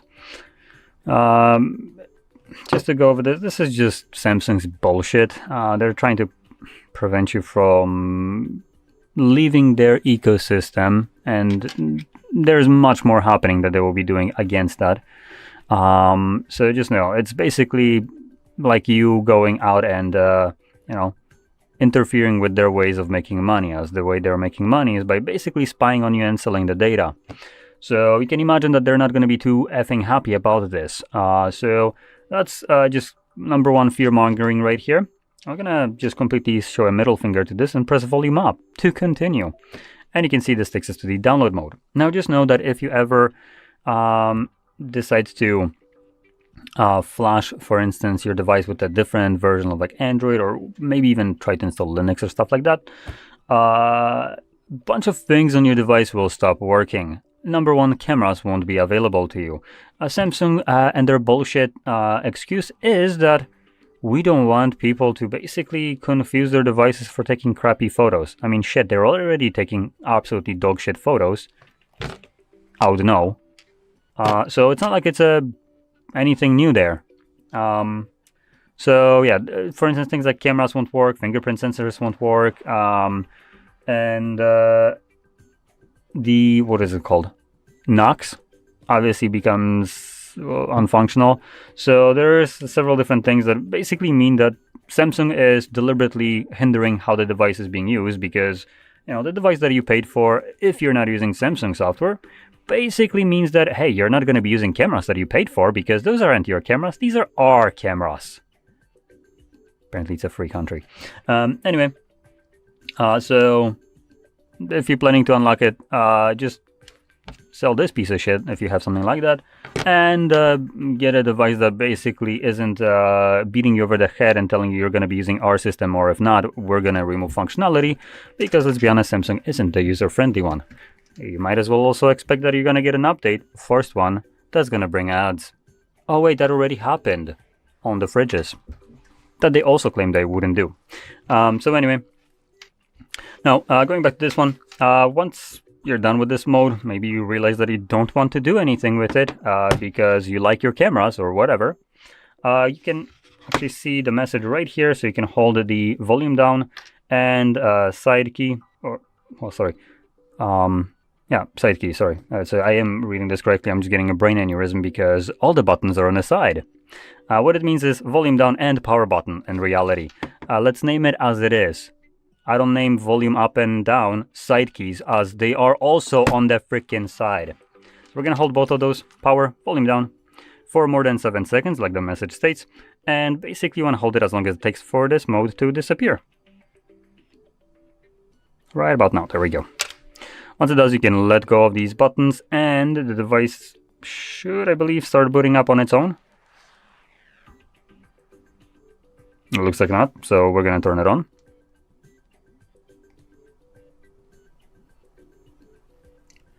There we go.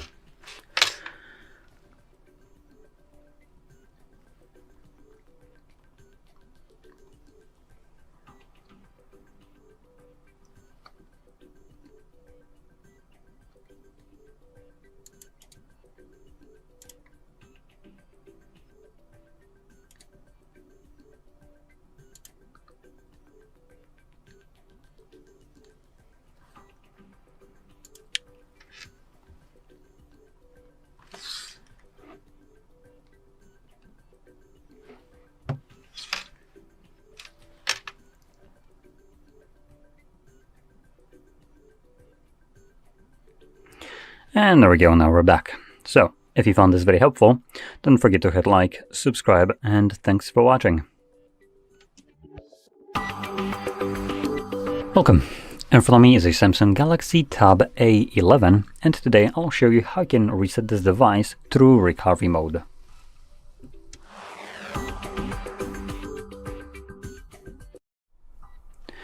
Now before we get started, I do want to clarify one thing. You can do this kind of reset in order to get rid of a screen lock if you have one set that you don't know. Like for instance this one right here.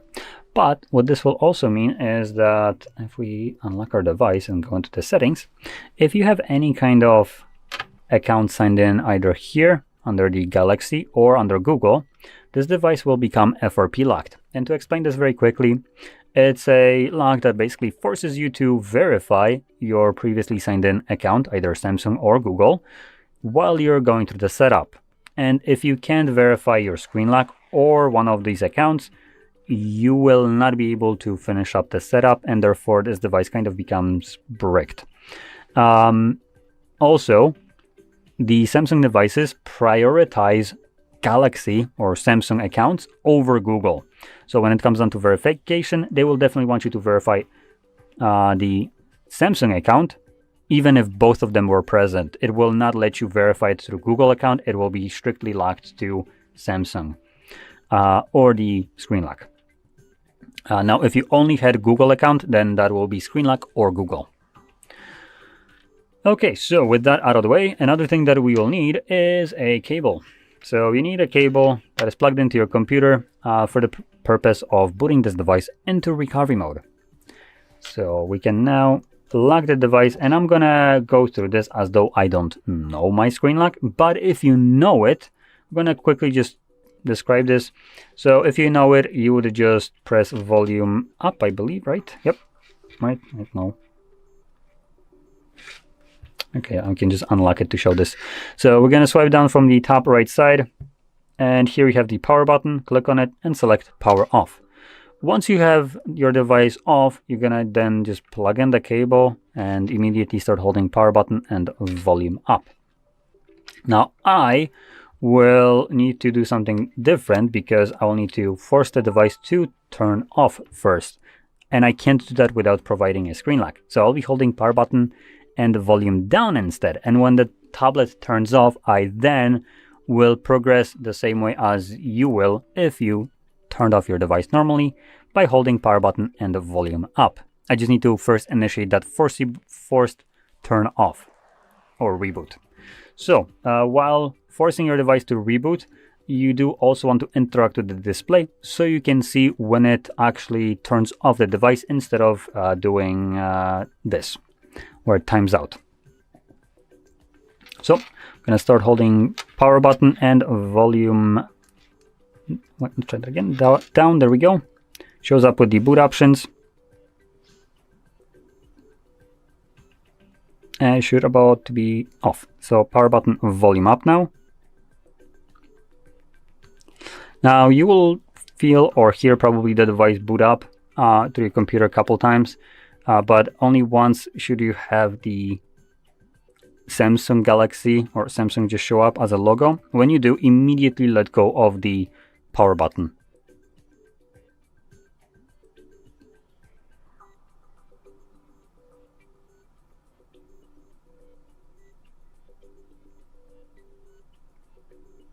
Come on.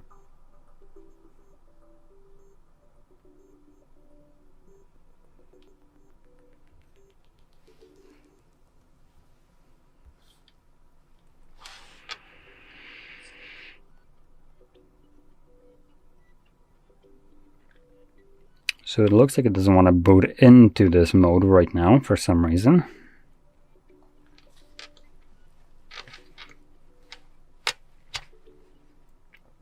Now let go of the power button for a brief moment. Hold it again. Oh, there we go. So you can see it shows up, Galaxy right now.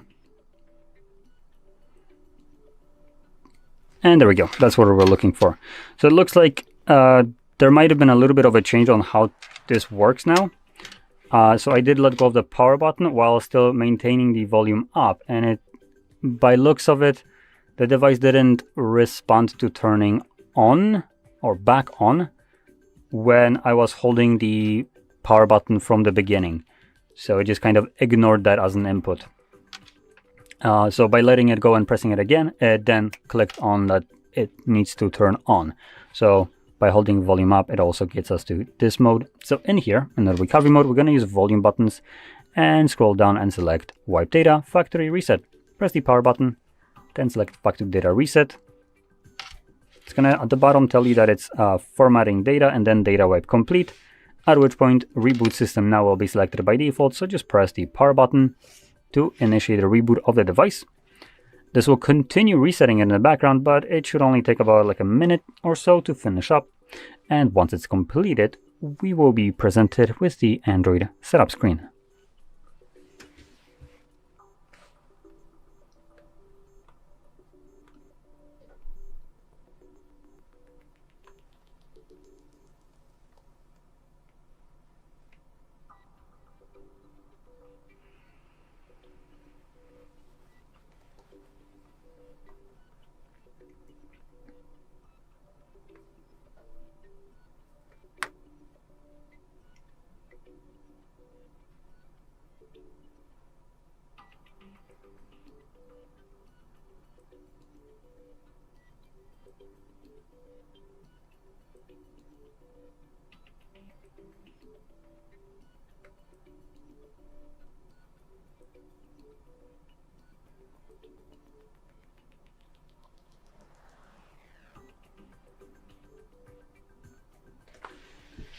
And there we go.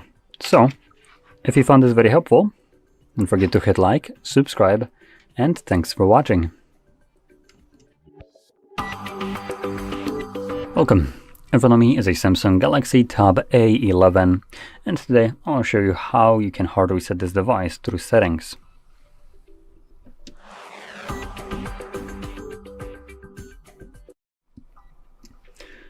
So to get started, we will want to open up our settings, and in the settings you want to scroll down in this panel down to General Management.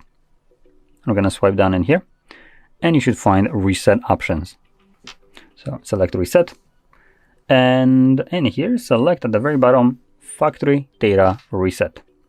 This will present you with a list of data that will be removed by this process, which importantly includes things like music, pictures, and all user data. And by scrolling down, you also have accounts that will be signed out of here, applications that will lose their kind of like cache. So these are less important. And then at the very bottom, we have the reset. Also at the bottom, at the very, very bottom right here, we have tips. You can use Smart Switch to back up your data to an SD card or USB storage device before resetting your tablet. Wow, so I can back it up to a physical data and then lock it to just your platform. Fantastic. Here you go. That's what you should be doing to Samsung. Under no circumstances do I ever recommend using this bullshit trash.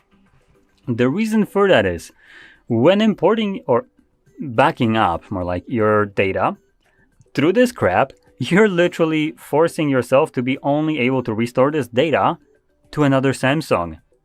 Now, that's not really a good backup in this case, now is it? If I can't have access to it whenever I need to my personal data, even though it's stored on my personal storage, then it's not really backed up, now is it? So if you're planning to back up your device, what you should do instead is grab a cable like this one, plug it into your computer, then connect it in here, like so. You hear that sound? That means that the device is connected to my computer. We're gonna allow, and now I can literally access all the files that are on this device, select them, and copy them to my computer without this piece of shit right here. Which means I basically circumvent this limitation that I can only access this data if I have another Samsung. Also, you can do a cloud backup, but that also does the same kind of problem. You're limiting yourself to just either Android or specifically Google or the Smart Switch. So I don't recommend doing either one of those. Do it manually. That gives you, number one, control over your own data, security, and versatility. I personally, myself, like the security the most, because why the hell would I ever upload my data to the cloud for whatever garbage corporation to use this data to train their AI model so they can then milk more money out of me? It seems kind of counterproductive to my financial stability here. So that's one. And number two, having control over your own data is something that you should always have. One thing that you don't is when you do any kind of cloud backup, at least in Europe, I'm pretty sure, companies are forced to keep data for a specific amount of time. And I don't recall exactly if that was like 2 or 3 years. But after that time, if nothing has been done with this data, they need to delete it. So you basically can pat yourself on the back because you now fed your data to the AI, because you can be sure as shit that they're going to be using that to train their AI models. And then this data is gone. Well, gone from your access, but technically AI never forgets, right? So it's not truly gone. It's just gone from your access, but it was repurposed for training purposes. Awesome. So I say screw that, do it to your computer. That's the best way. Now we can select reset. If you have some kind of screen lag, you do need to confirm. And if you also have a Samsung account, on the second page, once we click on delete all, there we go. It shows up with this stupid moronic shit. Because apparently by providing a screen lag, that's not a sufficient enough verification that I am the damn user of this device. Let's see if I remember the password, which that will be a doozy one.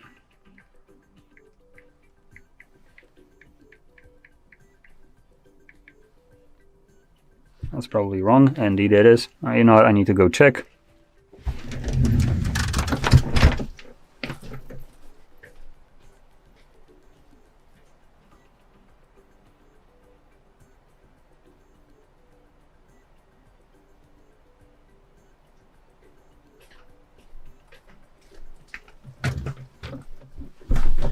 Okay, hopefully it's going to work.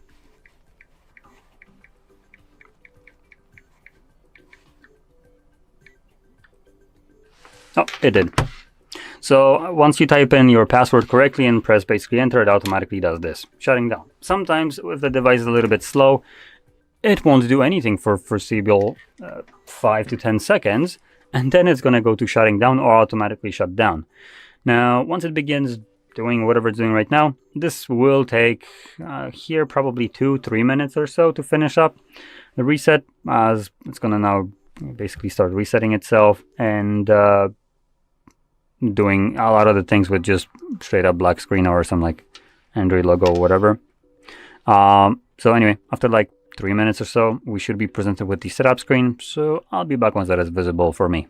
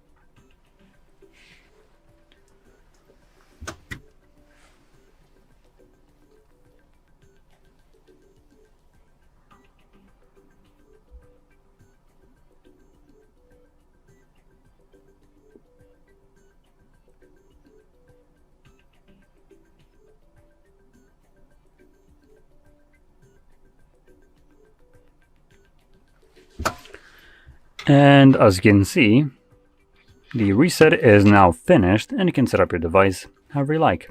So if you found this very helpful, don't forget to hit like, subscribe, and thanks for watching. Hello, in this video I'm going to show you how to restore backup and how to transfer data on Samsung Galaxy Tab A11.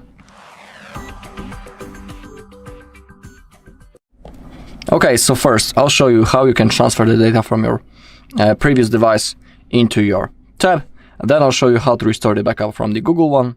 And as the last two methods, I'll show you how to restore the backup from Samsung Cloud and from external storage drive.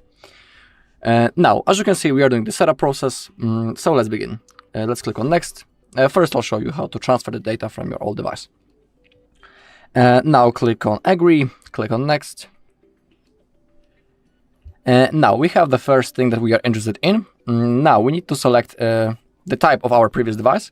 In my case, it's Android, so I'll select the Android. And now I need to scan this QR code using my previous device. So I need to open up my camera app to scan this code. That's what I'm about to do right now. I need to scan it. Okay. It should be fine. And now click on continue. Okay, both devices are connecting to each other. Now I need to verify by typing my lock screen. You can see that the device is automatically connecting to the Wi-Fi. Also, on my previous device, I had to download Samsung Smart Switch app from the Play Store to perform that. Also, if you don't have it, if you follow the steps on the screen, you'll get a notification to download it on the middle of your previous device. So don't worry, you won't miss it. But of course, if you want, you can also manually download it from Play Store. Okay, now we need to wait. It's going to take a little bit, so I'll see you in a second. Okay, now we have a possibility to copy apps and data. We need to click on next, click on agree, click on allow, and now choose how you want to connect. In my case, I want to do this wirelessly, so I need to select it on both devices, and now I need to scan this code. Okay, connecting to transfer your data, so we need to wait a little bit.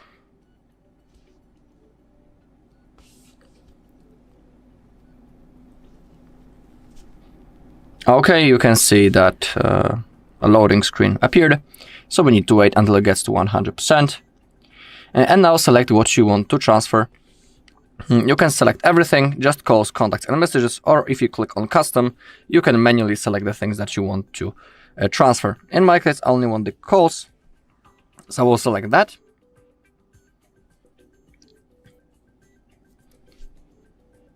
Okay, you can see that everything is being transferred, and in my case it's already done because I have only selected the calls. So I'm going to place my phone next to me because we won't be needing it anymore. And now we just need to simply go through the setup process. So if you want, you can select the screen lock right now. I'll skip it because we can always do it later in the settings. When it comes to the Google services, simply click on more, and click on accept. And now we have the backup services. They're really useful, so I always keep them enabled. I also recommend you to do it. I'll turn it on. Now we need to select our default browser and search engine. I always pick Google Chrome and Google as my search engine. It's my favorite preset. Now we need to wait a little. Now scroll down, and if you want, you can enable the Hey Google sentence to launch the digital assistant. It's up to you. I'll agree, because why not? Click on skip or agree. It gives access to our assistant without unlocking the device. I'll agree. Okay, getting the tab ready. We need to wait. And now we have possibility to log in into our Samsung account. If you don't have it, you can always click right in here that you don't have an account, and you can create it, or you can click on setup later in settings, just like me. Okay, now we need to agree to terms and conditions, or we can simply click on all, then click on agree, click on more and agree, select your display mode, light or dark. I'll stick to light, click on next. Okay, we are all set. Click on home. And now if you click on continue, you will have a list of recommended apps that you can download. In my case, I don't want to do it, so I'll just click on later, because I don't want any of those apps. Okay, and as you can see, we are ready to use our device. Our calls and contacts has been successfully transferred.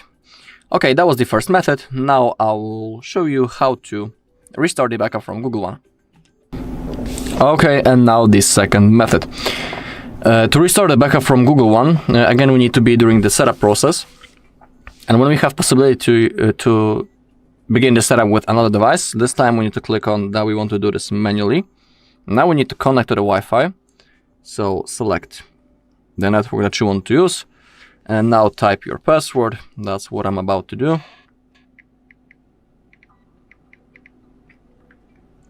Then click on connect and click on next. Okay, we need to wait a little bit. Okay, getting the tab ready, we need to wait a little. Okay, copy apps and data, click on next. Now we need to select that we cannot use other device, and now we will have possibility to log in into our Google account. That will be the most important part. Okay, and now we need to sign in into the same Google account on which we made the backup. Because if you log in into wrong account, simply you won't be able to select the backup that you want to restore. So now first type your mail. Okay, click on next, and now we need to type the password, so that's what I'm about to do.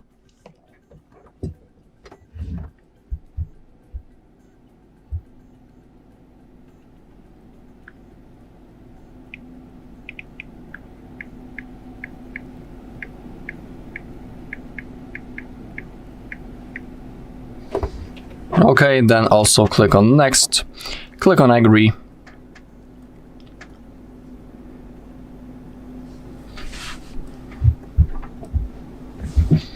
Get in account info.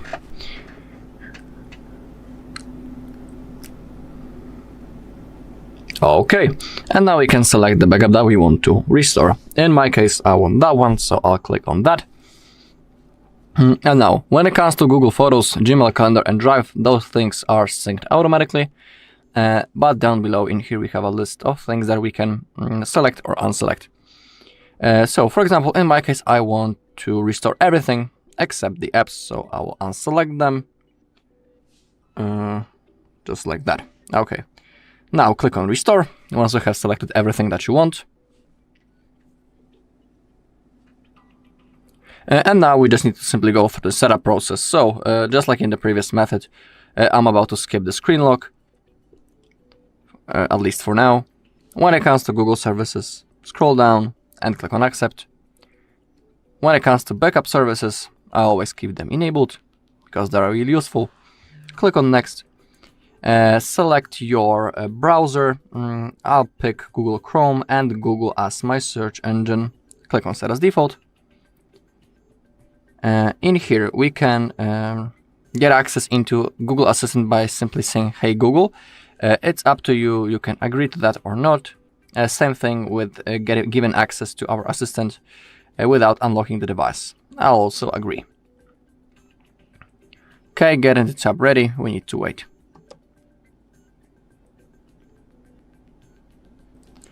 And now we have possibility to sign in into Samsung account.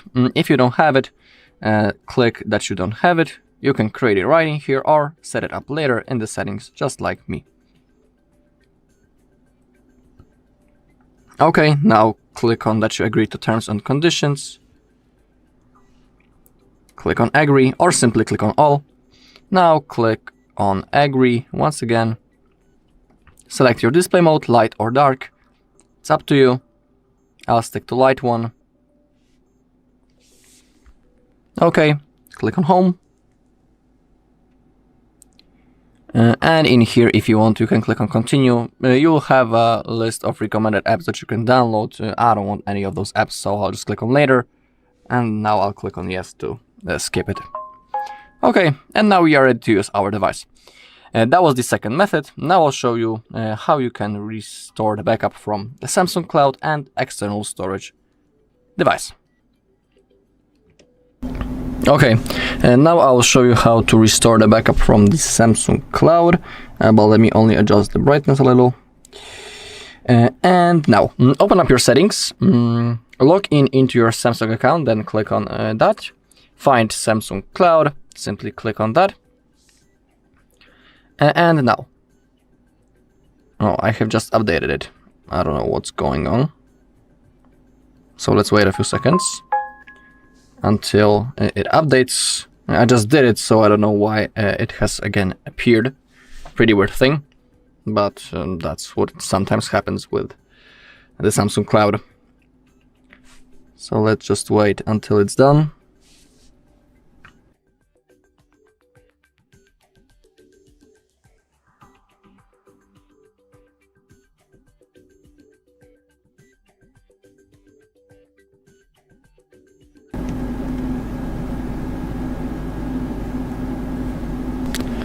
Okay, it has finally updated, so now we need to select restore data. Okay, right in here, and now select the backup that you would like to restore. In my case, I want that one. And now select the things that you would like to restore, then hit the button. Okay, in my case it won't take long, because I didn't back up many things, only the contacts and the call logs. And also the settings. So now we need to wait.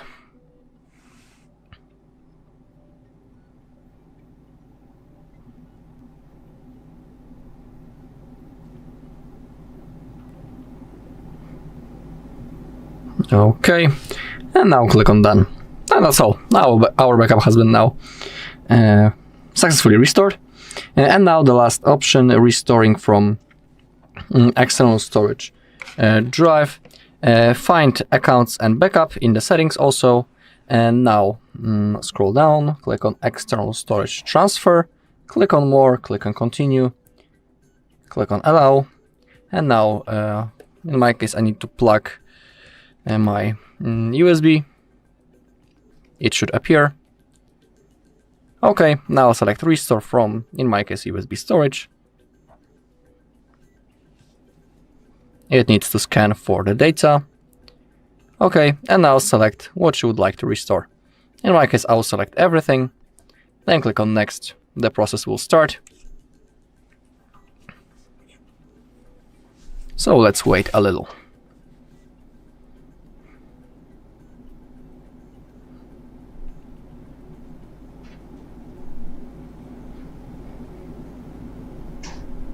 Okay, organizing your transfer data. It should be done any second. We should see a notification. Okay, data transfer complete. Click on next, click on done, and now everything has been restored. Okay, and that's all in this video. Thank you all for watching. If you found this video helpful, please leave a like, comment, and subscribe.